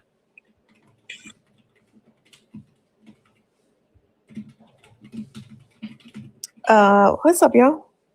What's up, Ari? So, yeah, Black people on the panel. When have we ever been allowed to progress in peace? Sean has already did this one, Ari. Don't come up here and fuss at me. I'm just saying, be fucking for real. Because my whole thing is right. Oh, you can't say the F word. Ari, this is sorry. It is late nights. I apologize. Right? Because especially like for me, in terms of my womanist lens on this, right? White supremacy is a abusive relationship, literally. It is an abusive relationship. And what is the most dangerous time in an abusive relationship? Does anybody know? When the partner's getting ready to leave. When you're getting ready to leave. Yep. That is the most dangerous time for you, is when you're trying to leave. And so that's Black progress. Every time Black people have made strides, we've been literally genocided, murdered in the streets with a violent response every time. We're seeing this happen with the feminicidal rates, with women and patriarchy, right? Women are trying to get out of this abusive relationship of patriarchy, and the femicide rates are going up. There are abortion bans, right? That's men trying to pull women back into the abusive relationship. You cannot beg your abuser to free you. That does not happen. Hey, don't murder me as I'm trying to leave you. That's not how abusive relationship works. It's either they kill you, right? Or you find your way out. You can't beg them with, hey, please sign the divorce papers when they're abusing you. That's not how abuse works. If that was the case, so many abuse victims would still be with us, but they're not. That's not how abuse works. These are all abusive relations. Systems of oppression are abusive, and they're working the way they're supposed to. White supremacy is working the way it's supposed to. The hot dog machine is making hot dogs, and you're trying to use the white supremacist laws to not make the hot dogs it was meant to make. They're using the laws to justify white supremacy. So saying, oh, at a local level, even the local level, that's where it all starts. At the local level, with the doors of Confederacy, local school boards, things like that. Even at the local level, it doesn't matter. It doesn't work. The electoralism doesn't work, period, point blank. We're in an abusive relationship. So what are you going to do? How do you get out of it? I know me, I'm going to fight like hell. I'm going to get my licks in. Yeah. Al, I know you wanted to chime in. Sean, you wanted to chime in. So let's go. Al, Sean, Solid. I saw all of you guys with your hands up. So Al, Sean, Solid. Yeah, I mean, echo everything Ari said, obviously. But I think my question for Mick would be, like, why do you think it would be more productive to focus on changing a law so people aren't criminalized for being hungry rather than just feeding them? Because I think that's what this boils down to for me, is like, I would just rather spend that energy making sure people aren't hungry, you know? I completely agree with that, but I think that's where the disconnect happens with what the system is here to support. Like, I would agree we stop it at the hunger, but there's so many systems set up right now to make everyone hungry. And so I'm just trying to find a stopping point somewhere just so that we stop adding to the problem while we're trying to change pretty much everything. And I think my thing is, there's so many things set up to make people hungry. So when we take down one, they're just going to replace it with another.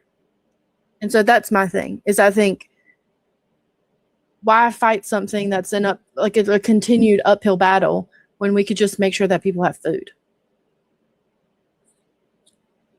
Go ahead, Sean. I want to clarify my question. And before I clarify my question, I want to give a preface. We live in a capitalistic society. Capitalism is when the means of production are owned by the richest people, and the reason why things get produced is for profit.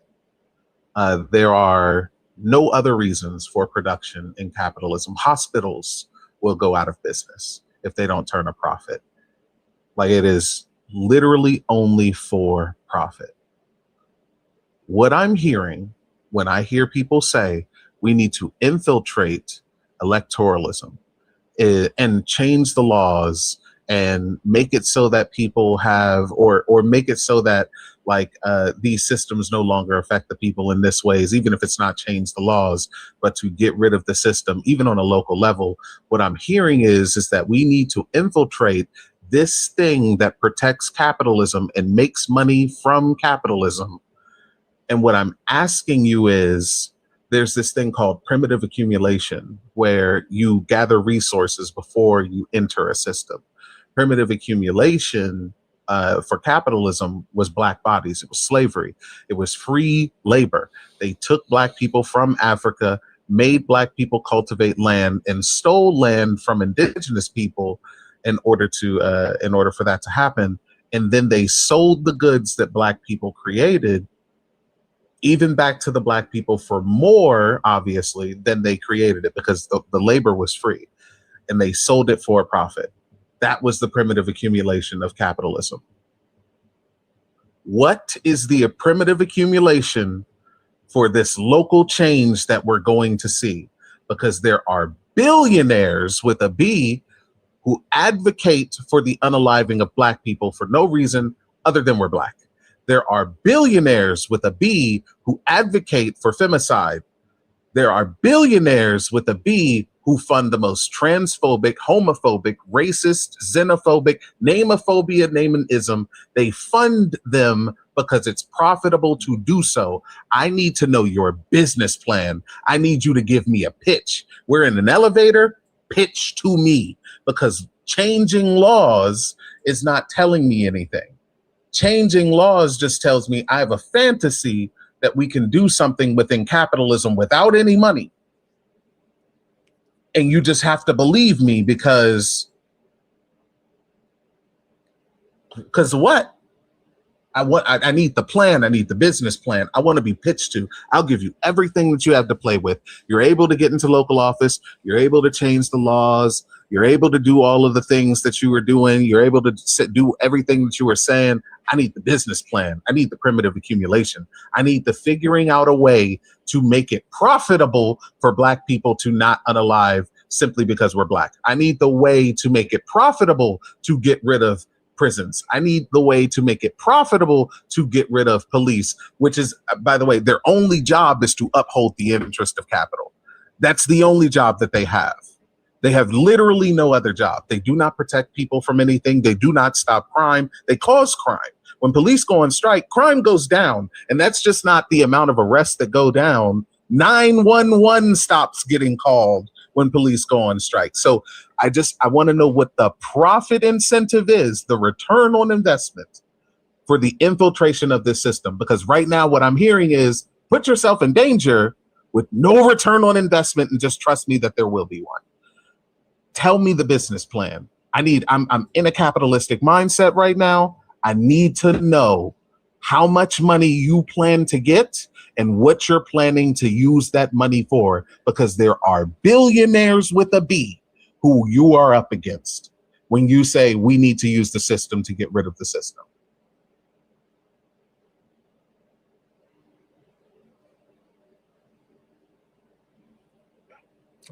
Who was that for? For anyone who believes that it was for you and Mick. Oh, it can't be for me. I already told you. Listen, I'm an idea man. I don't got no plans. You know, smart people got plans. I got ideas. Nick might have a plan. I ain't got no plans. Crazy. I know. Listen, I've always said that about myself. I know for a fact. I just got ideas. Smart people make plans. I make ideas. That's why I got y'all. Why do you think all of you are up here? You're literally the smart people to get shit done and not stuff done. I just got the ideas. Yeah, no, and that's a very valid thing to ask, like what the actual plan is. And I think that's just what I'm also seeking an answer to as well, because I do agree that I hear a lot of like, this system needs to end, but I too don't see a lot of the stepping stones. So this is me also just trying to brainstorm and throw ideas out there. And kind of like Ari said, it's the oppression started at a local level. So I'm just thinking that if it started there, then maybe there's a chance to start there to change the systems how we want them to. I'm giving you that. I want you to have all the toys that you can play with. I want to know the profit incentive, because nothing is happening in capitalism without a profit incentive. Yeah, no, I think that's the hard part, is I don't think any of us really want capitalism, but how we get out of that system is very challenging. I think all that we really have right now is just the numbers of people, but unfortunately the money is tied up within a handful of people who are controlling them. So I too am just trying to find a way, throwing out ideas, just seeing what I can do to also help this. Oh no, we both can't. No, we both can't throw out ideas. Like I can take liberties, but other people have to have like substance. I'm likable, so I got to have ideas. We got to wrap Solid back in this too as well. But go ahead, Sean. I got you. Here's my plan. Here's my idea. Right, when I say that people don't have never heard an actual solution. MAGA Mobile. Excuse me. That's a MAGA Mobile. Am I cutting out? Yeah. Did you pay your Trump phone bill this month? Hello? Yeah, you were cutting out for a second. I swear to God, nothing does not say. I thought Trump was about I don't to have take no your bars signal. or nothing. Yeah, I thought Trump was going to take your I don't have no signal. bars or nothing. Yeah. I don't know why. I swear I'm not moving or nothing. Mm-hmm. All right, hold up. Did you all know that the federal government is now accepting Venmos to help pay down the national debt? So you can either send a Venmo to help pay down the national debt, or you can help support the live. Cash App, PayPal, Venmo, to be precise. Pay links and links are in the bio. Santana speaks for you. If you're over on YouTube, you can send a super chat and I will read that out. No, I'm dead serious. The United States government is accepting Venmos to pay down our national debt. Do you guys think I'm joking? I am not. He's not joking. I am dead serious. Go ahead, Sean. He's so serious. Hold on, Tom, before you go, I just want to say thank you for the $25 donation. It's anonymous, but thank you very much. Oh, I do have a W, I gotta say, but I'm gonna say it after this, because Santana knew what he was doing. But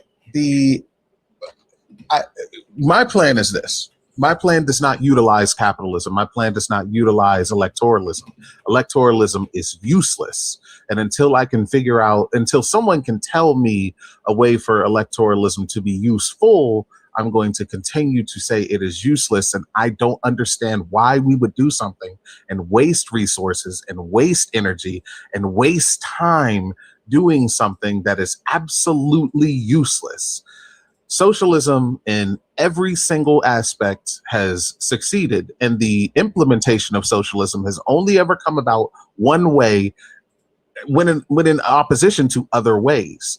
There have been people who have tried to get into office. There have been people who have tried to take over governments and tried to essentially affect socialism in a way that is just like, quote unquote, democratic, and the way that they see to change the systems within electoralism and neoliberalism, and it does not work. It has only worked one time, it has only worked one kind of way, and that is at the barrel of a firearm. You take your what you do is that you get a bunch of your friends together.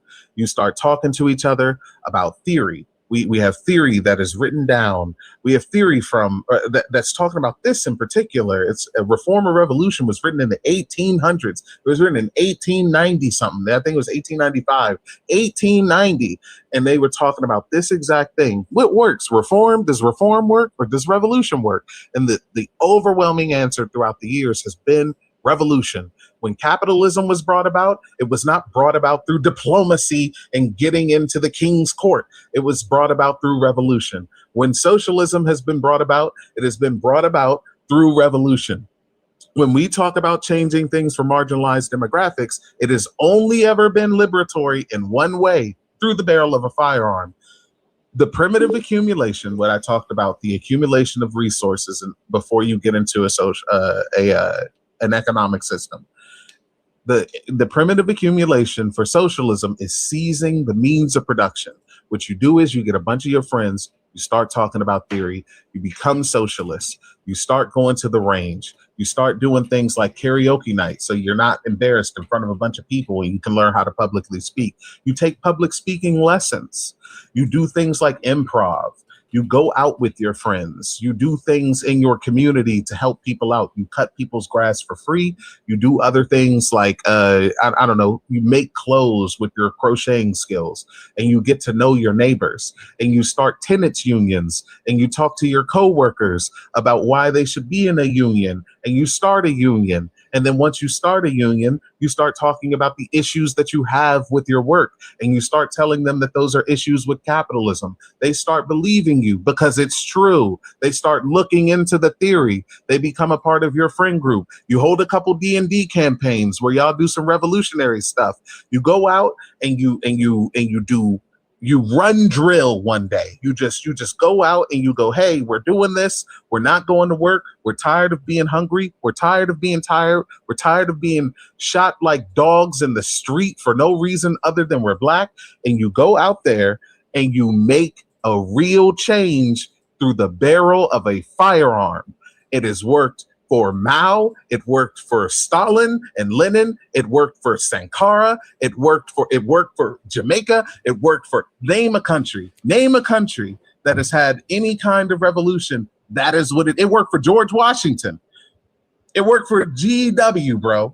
Like it worked for him. When it comes to socialist leaders and when it comes to people who have liberated Black people in particular, it has only worked that way. It has never worked any other way whatsoever. That has never been a thing. You cannot change things within the system unless you have an investor. And if you don't have an investor, I don't want to hear anything about any electoralism. Like that, it is so expensive to run for office. I'm so tired of pretending like people have points when they say we should run for office, we should do this, we need to show up to the polls. Who are your investors, bro? We live in capitalism. Okay, but can I say something here? Because I think that obviously I agree with you, but I think an important thing to point out here is people like Santana are doing revolutionary action, even calling for voting, right? But Santana is running a live right now about abolishing police and prisons, right? Santana talks about feminism, womanism, right? Santana talked about all of these things. And so I think that, I'm not trying to talk about you like you're not here, Santana, but I think my point is just that, like, you are a stepping stone to revolution because you will listen, you like the ideas, you're just not convinced yet, and that's fine. But I still think that you use your voice and your platform for revolutionary ideas. And I think that's really important. So, like, if you want to advocate for voting for maybe like a few more months, you know, I think that's cool. Nope. No, but it is, Sean, because people who already I knew you were gonna I knew this was gonna make you mad, but like people who are already on the fence or people who think that they can vote to make change, the more that they watch people like Santana talk about things that are revolutionary, the further to the left they move, and the closer they get, just like Santana is, to realizing that voting can't change things. So I think that's part of the education that comes before revolution, because I think that's the first part. But go ahead. I knew that was going to upset you, but we got to wait. Solid has been waiting. We got to make sure we get back to Solid as well. I disagree with Sean. Voting works. I think we should vote right now. Sis, what was it? 2 years back, you told me that I was something. Do you remember that thing? Did she call you Marshmallow Brain? No, I remember. If I'm thinking about the right thing, I remember. What was it? I said essentially the same thing Al just said: a stepping stone, a good starter place. Intro for leftists. Intro to communism. Yeah, I think sometimes, and I just went on this like we're doomed Armageddon rant, right? But I think sometimes because we can see what's happening, we see how little time we have. We forget to meet people where they're at. I'm still not going to advocate for voting because it just doesn't make any sense. But the idea that people need a solution and they need it in a way that they're ready to receive it is like super duper important. You know what I mean? And I just got finished talking in my chat about like fundamental things that humans need, right? Like humans need to be seen. We need to be validated. We need community. The things that we all universally don't like is we don't like to be manipulated. We don't like to be exploited. We don't like to have our autonomy undermined.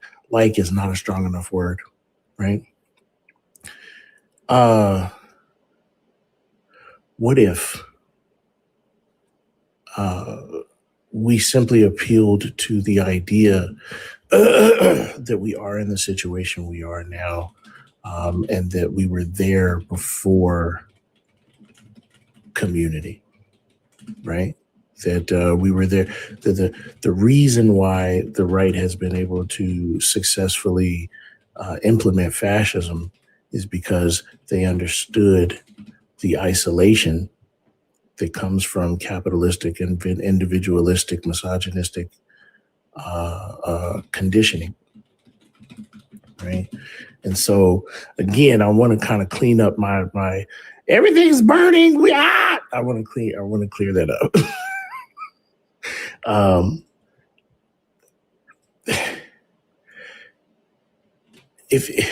Can we walk through this step by step? Somebody said that we need to do away with monopolies, right?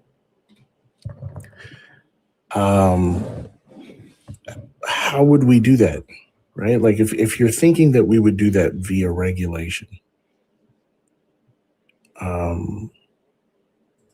how would we regulate that? Who would do the regulation? Would it be people that we voted for? And to my sister's point, right? Those people need money to get elected to even get into the regulation, right? And so I'm going to piggyback and just say, like, listen, the first step, the very first step, the immediate step that you can do, right? It's not waiting for the polls to open. It's to organize. It's to find community. It's to find solidarity with each other. I think that really needs to be harped on. You know what I'm saying? Mm-hmm. I think I'll say this, and then I also want to hear from Ari and guys. We gotta land this Airbus. I gotta go to sleep. 747. Yeah. I think the biggest thing that I struggle with is understanding kind of what you were saying, Solid, as well, is that like I believe in the things that you guys are saying. And so it's not a instance of me thinking like, oh, this is the way that we have to do it, or looking for some semblance of peace or whatever. But I do think there's a lot to be said about being that bridge. And I think a lot of people struggle with it. And I think that we have to get more people over to that point of the idea. And like, not everybody's going to get fired up about revolution. And like, it's going to scare a lot of people because it is a scary thing. And like, even though it's something that I understand it's important and it has to be done. And I don't agree with the slow walk or slow march to death or anything like that. I just know that, like, in order to get to where we want to be, we have to at least shift enough minds to get to where we want to get them. And it's not necessarily just going to be like, show them the thing and they're immediately just going to jump on board. And like, that's the part that I struggle with. This is the issue that I'm having is when we're talking about this, we're doing a lot of work for people who know better. Like, I don't want to, like, we're pretending that people don't know better. And like, this isn't something that's like new. This isn't something that people have been doing for like the last 2 weeks. This isn't something that we've thrown people into. People have known better for a very long time. Like, it has been very, very, very in their face that Black people have been unalive for no reason other than we're Black. And it was very in their face when Joe Biden said he's going to continue to fund the police and he raised the ICE budget. It was very in your face. This was not something that was new. This is not something that happened 2 weeks ago. Joe Biden was in office 2 years ago. This is something that happened. The first thing he did was break his very first promise and drill on federal land. This is not something that has been happening for 2 weeks. This is not new. I need us to stop pretending that this is new, and I need us to stop pretending that people are pretending, like walking around just like, I don't know what's going on. I don't know what's happening. I don't know that. I don't know. Yes, you do. Yes, you do. You're already fired up. You're fired up about midterms. The fact that you're not fired up for revolution just means that you don't care enough about Black people. It means you don't care enough about women. That's it. That's all. There's nothing else to it. Like, there's no more of that. And to pretend as if that's not true, it doesn't make sense to me. I have too much autism. I have way too much autism for that. I cannot sit here and pretend as if you care about Black people when you're telling me you just can't get down with revolution for whatever reason, but you're fired up about midterms. That doesn't make any sense. How can you be fired up about something that's going to unalive Black people and marginalize more demographics of people, but you can't get fired up about Black liberation? You can't get fired up about women's liberation. That doesn't register to me. This was what I said before to you, Al, and I'm fired up. I'm super fired up because that's my issue.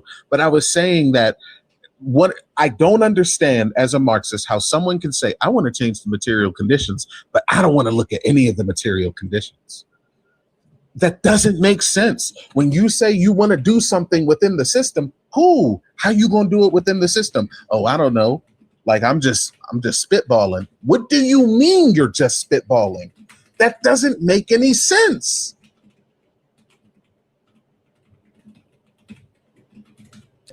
Ari, floor is yours. Yeah, I can't agree with Sean anymore because I was going to go into the lens of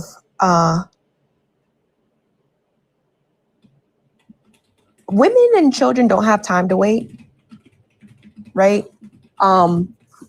And it just shows a level of comfortability people have with the abuse of non-men. Every 68 seconds. Santana's been live for what, how, like 2 hours? 2 hours and 17 minutes and 50 seconds. How many 51. people you think were victims of sexual assault or attempted assault in that time frame? It's every 68 seconds. So that's my thing. Like, I know we're talking a lot about capitalism. My main focus all the time, I'm thinking about how many people are actually being raped right now. Yeah, that's where my mind goes. It goes to the children who are currently being harmed because every 68 seconds and every 9 minutes is a child.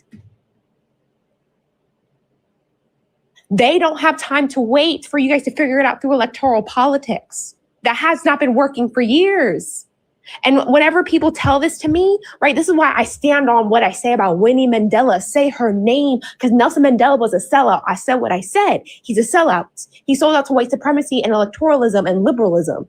But this idea that placating to white supremacy is going to work when it doesn't and never has.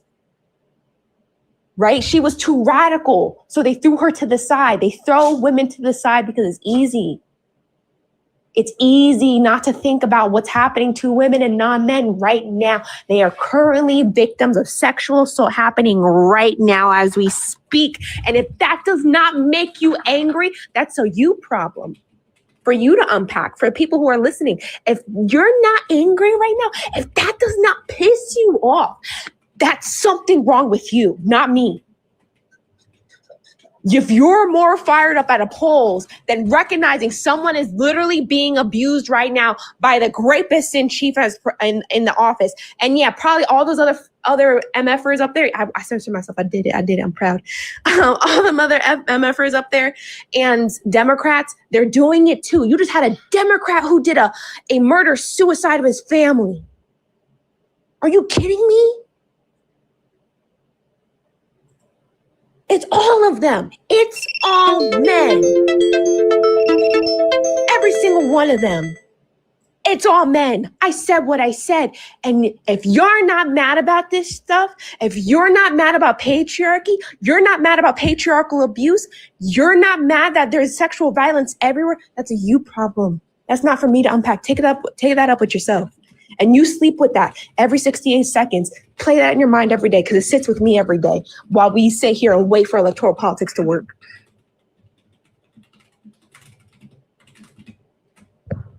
Thank you, Ari. All right, so I know we're almost 2.5 hours over, and I know we kind of went in a whole different direction, and I think there's a lot to be said about what needs to be done. And then the one thing that I'll say is I know there's a lot of differences as far as how we go about getting there. But the one thing that I know for a fact that we should all be agreeing on is that we need to get there. I think the conversation that we've had this week has, it would be hyperbolic for me to say that it's a stepping stone. It would even be hyperbolic for me to say that it's like intro 101, right? I think this is just a prelude at best, right? Now, with that being said, first and foremost, still 730 some odd people here. Make sure you're following all three of these amazing people. Secondly, I'm going to pass the mic to Al and give Al the mic, because what I will say is that even though this is night 4, last nights of Late Nights with Santana, we will be having this topic, Al is actually going to be covering this topic more herself. I think this is something that where we are right here, right now, there should be a lot of conversation about it. There's going to be a lot of disagreement. There's going to be a lot of questions. There's going to be a lot of feelings that are being solicited. And so this is the starting point for the conversation. This conversation has to keep moving forward. And Al is going to be the one that picks up this conversation and continues to run with it. So Al, I'm going to give you the floor, just to kind of give any thoughts that you have, and then tell more people more about, you covering this topic in the future. Yeah, I mean, I think this is an important conversation, no matter where we're falling on what was just discussed, right? And I think that everything that we've discussed kind of falls into this.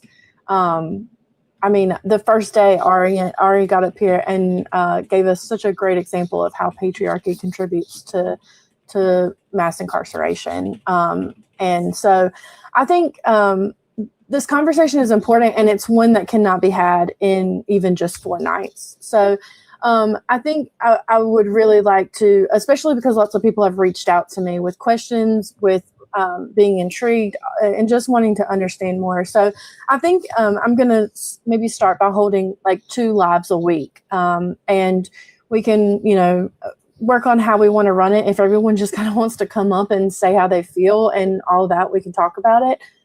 We can talk about revolution. We can talk about whatever. But I want people to be able to ask questions and truly understand what it means to be an abolitionist and what it means to reach revolution. So with that said, definitely follow me here on TikTok. I have a Substack, which is linked in my link tree. I've been updating that with a post each night that we've done Late Nights with Santana, with just kind of main points and additional resources. But I do plan to continue to update that often with resources and information.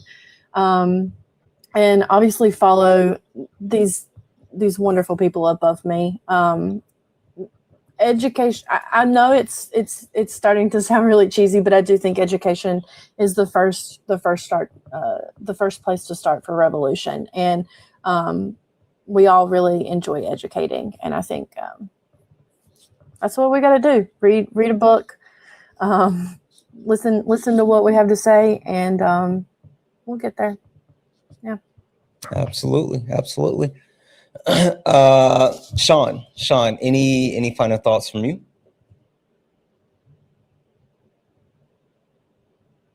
Yeah. The topic of electoralism especially is a very tender topic for me, because I have very little tolerance for it. I put up with it for so long. One of the reasons as to why, like, I know that electoralism won't do anything is because I used to be into electoralism. The whole thing was like, after high school, I was like, maybe this electoralism has something to it. And I dove deeper than any person that has dove into electoralism. I learned all the terms. I live in DC. Like it was a whole thing. It was a whole thing. I actually worked in certain government buildings, so I know how electoralism works better than most people know how electoralism works. And when I tell you it doesn't, I'm telling you from the inside. I'm telling you, you don't even understand what they have going on in there. Like the things that they do and the things that they have on their desk, if you think that you calling your senator is doing something, all right, go ahead, keep calling. Go ahead. I want you to pretend like I wasn't answering those phones. Okay, all right, cool. It's cool. It's whatever. But my whole thing with this is that when we're supposed to be talking about police and prisons, and I'm talking about a capitalistic entity that utilizes police and prisons and utilizes prisons as a way to upkeep its primitive accumulation by doing slave labor and utilizing police as slave catchers to put people into those prisons to force them to do free labor, free and cheap labor. There's literally prisoners out there who are picking cotton in Louisiana right now.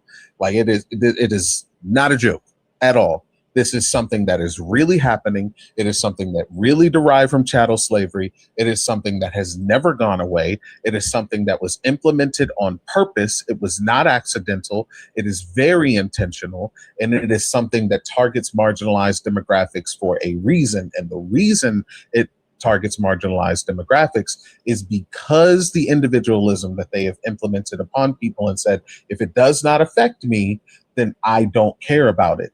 And if it only affects the people I don't care about already because they're Black, because they're women, because they're disabled, because they're whatever else it may be, then I don't have to think about it because I don't think about those people anyway, which is why if you're fired up for midterms, but you're not fired up for revolution, you just don't care enough about Black people.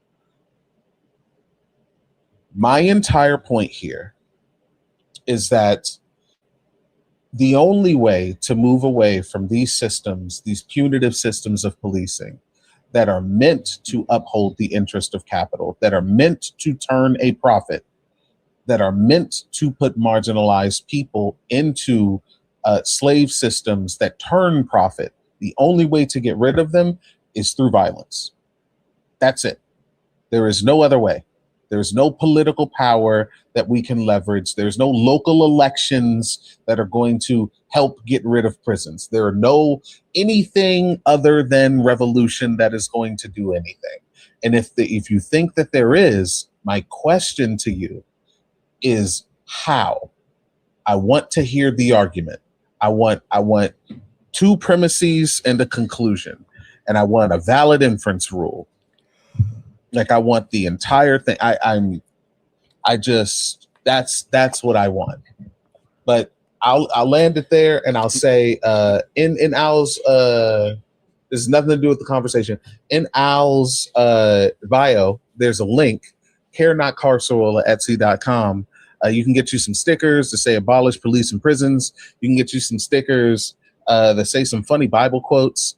You can get you some stickers that say things like that wasn't very evidence-based of you. That's my favorite one, actually. Get you some stickers for your Stanley Cup. Get you some stickers for your laptop. I'm about to buy like a bunch of them, actually. I just got 2 Stanley Cups. Well, they fake Stanley Cups. But anyway, I just got 2 of them so I can get some stickers and drink some more water. So go to Al's link in the bio, Care Not Carceral, and buy you some stickers. And you can use code Santana for 10% off. Thank you, Sean. Santana for 10% off. Yeah. Sean, I'll just say the best I can do is I can give you a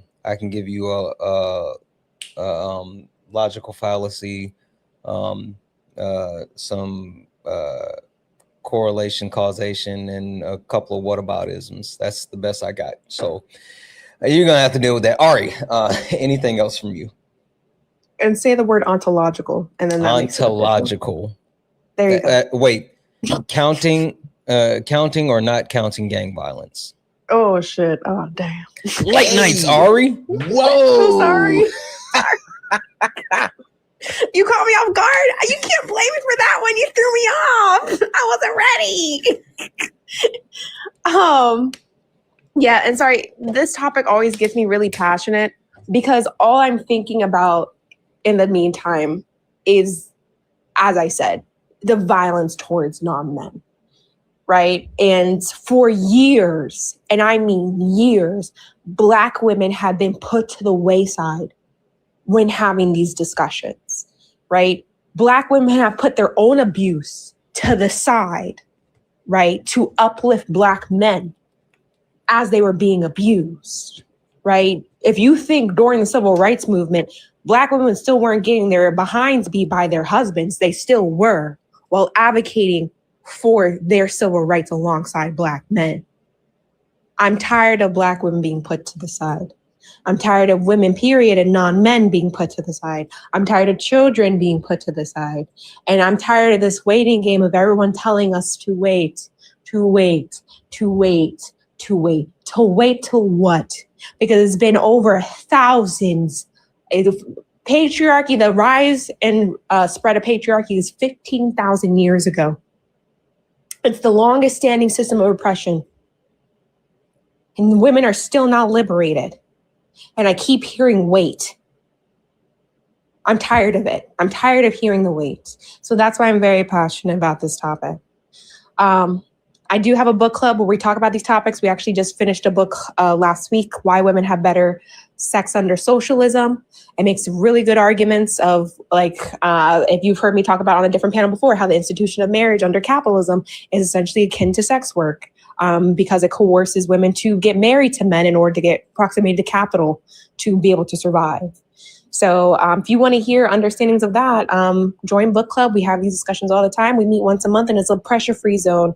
You don't have to even read the book to join the conversation. You could just listen. And so many, like in W Talk, people who showed up, we had the biggest book club. I forgot to tell you, Santana, I know you're nerds. No, I got something to tell you too, but go ahead.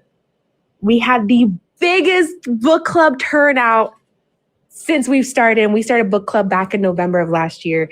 And we had the biggest book club to the point where we had to make sure that no cams were on to make sure at least that many people could fit into book club. And I might have to actually use a stage next time to have book club because of how many people showed up, which makes me so excited with how much people want to learn, are excited to learn, and want to engage in educational conversation around books. So that was like so amazing. If you guys want to show up to our next book club, links are in the bio.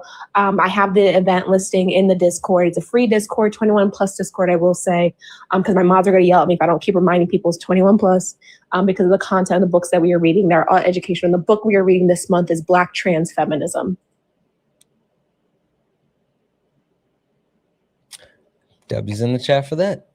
Ari, just FYI for you. So I ended up having a conversation with my oldest son, and we settled on Percy Jackson and the Olympian series 7-book set.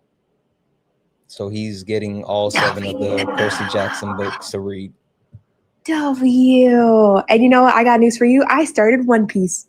Really? I did. What episode are you on? I'm trying to compare because I've been keeping up with the live action and I want to, compare and contrast seasons of live action to seasons of the actual anime. And I want to see like what they took out. Not even close. Like they changed whole characters. I was like, what the heck happened? Oh yeah. As a matter of fact. Wait, so where are you right now? I'm at the end of season 1. Okay. So yeah, I finished my rerun of Demon Slayer, so I started One Piece. Okay, hold on. Okay, but can we talk sometime about Chainsaw Man? I haven't watched that one yet. Oh my god, you made me choke. The Luffy hat. Oh, not the Ace! God, babe. I know, I choked because I was just so appalled. You haven't seen Chainsaw Man, Ari? I haven't seen it yet. You have to watch it. Chainsaw Man. Yeah, we can all watch it together and talk about it. All right. Jeez. Okay. All right.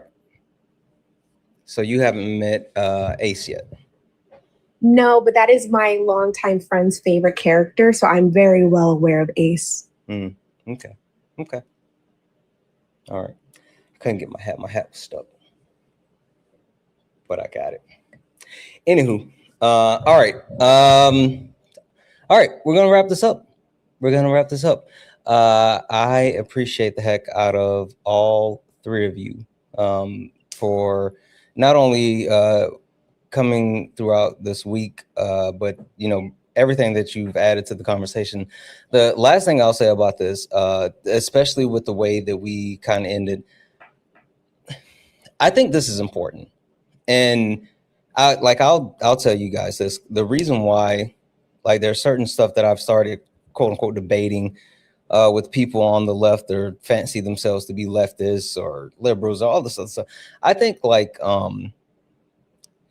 if you claim to want to be on the right side of history and to be aligned with the things that we say we want to be aligned with, then we have to stress test the things that we actually believe in public, right? We have to stress test each other. We have to push our thoughts, the way that we view the world, and then we have to force each other to be better, right? And so I know, like, where this went, and I know it triggered a lot of emotions from a lot of people, and I think that was a good thing. I literally think it was a good thing, because I think that at the end of the day, if we claim that we want to, quote unquote, be on the right side of history, I think there's a realization to what that looks like, what that takes, and then also what we will actually have to do, give up, and change in order to get that. So I think it's always a good thing for us to actually challenge each other and try to come out on the other end better after challenging each other. So I think that was important. Anyway, Ari, Sean, Al, thank you all so much. I appreciate the heck out of all three of you. And thank you specifically, Al, for this week. You are absolutely amazing. Guys, one more time, make sure we're showing Al some love. Make sure that we are giving Al a follow. Make sure that we're gifting Al. Make sure that we do all the wonderful things, including follow Al, because Al is going to be carrying on this conversation moving forward in the future. And it's super, super important that we are able to have these conversations. So please, please, please make sure that we are giving Al a follow.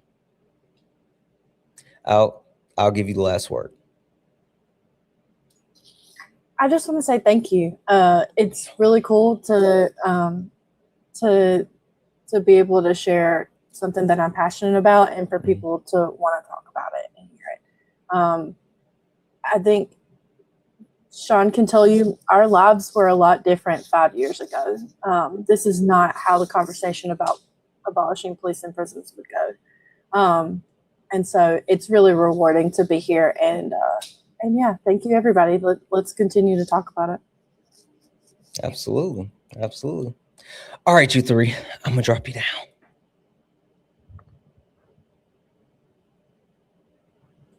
Hey, Sean.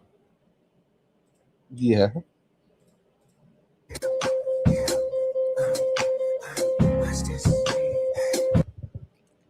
Thank you, Al. All right, guys. Got him. Got him. Man. No, seriously. I appreciate the heck out of every single person that was up here. I think that this conversation this week has been a very important topic.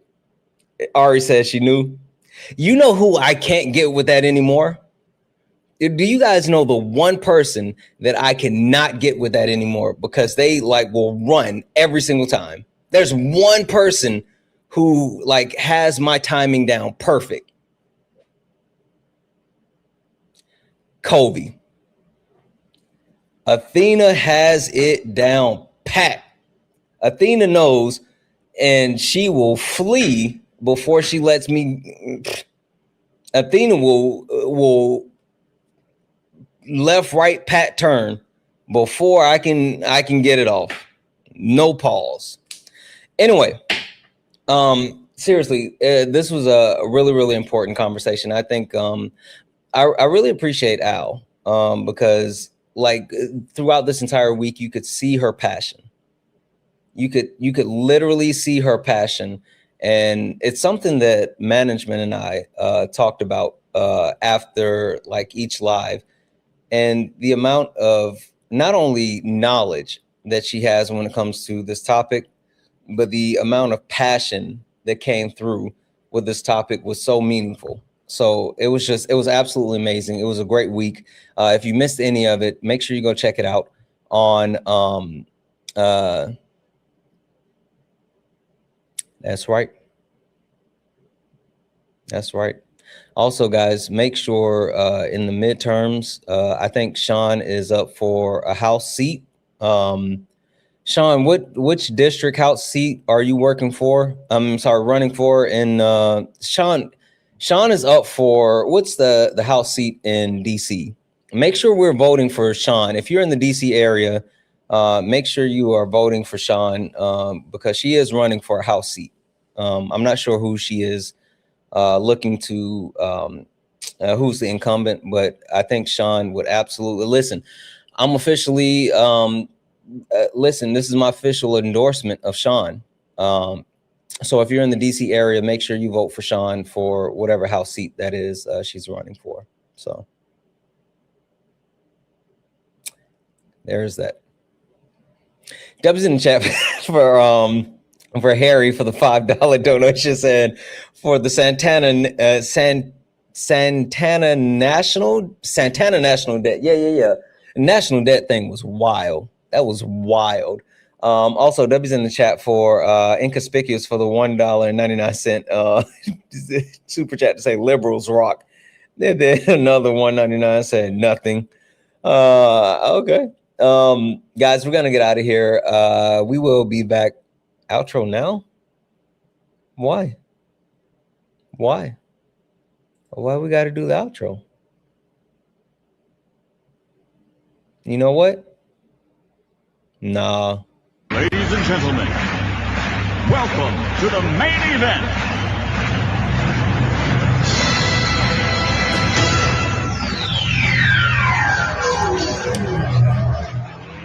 Let's get ready to rumble!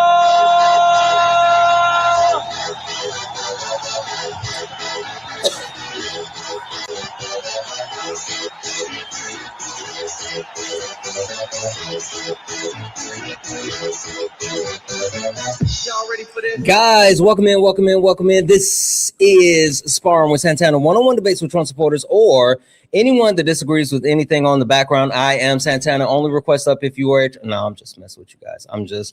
I am just joking. Just joking. Management would literally choke me out. She would literally come and put me in a cross-faced chicken wing if I did that. She would, yeah. She would literally put me in a cross-faced chicken wing if I did that. So he said you were getting hyped. No. All right, guys, we're gonna get out of here, but we will be back in the morning for some sparring, for some debates. We got a lot going on. Like I said, I'm gonna be traveling next week, doing something really cool. So I'll keep you guys updated as far as what next week is gonna look like. We just say he play. He was ready for no. It's too late. We can't do that tonight. We'll do it in the morning though. All right, guys, we're gonna get out of here. Let's actually hit it. Yeah, this ain't your regular panel. Nah, we speak the truth. Late nights with Santana and Mama Jones watching. Better keep it clean. Let's go. Late nights, truth in the convo. Everybody get a seat at the table. From the block to the books, we mindful. No screaming, just dreams and the Bible. One mic, one voice, we build bridges from the heart of the hood to the world's big issues. Politics, pay, different cultures. But the real ones listen before they rebuttal. Late nights with Santana. Yeah, Mama Jones watching, so keep it grown. Ain't about flexing, this is purpose zone. Santana hold it steady when it might get hot. But we ain't here to fight, we here to connect the dots. Yeah, late nights with Santana. You already guys. Late nights with Santana. Thank you. Thank you. I know this is different than we normally do the last night of late nights on Wednesday. It's Friday night. I am super appreciative that you guys spent your Friday evening here with us. I hope that you all were able to take something from this. If you missed any of this, you can go over to the YouTube Santana Speaks for You, and you can catch up on all of the previous conversations from this week. Guys, we're out of here. We'll be back in the morning. We'll get some debates in. It's going to be a crazy weekend. It's Mother's Day weekend, so make sure you kiss your mom if you have, they're still around. Anyway, guys, I love you. Thank you for hanging out. I love you so much. Thank you for all the gifts, the taps, likes, the shares. Thank you all for being amazing. Thank you all for just being here with me. I love you all, and as always, peace.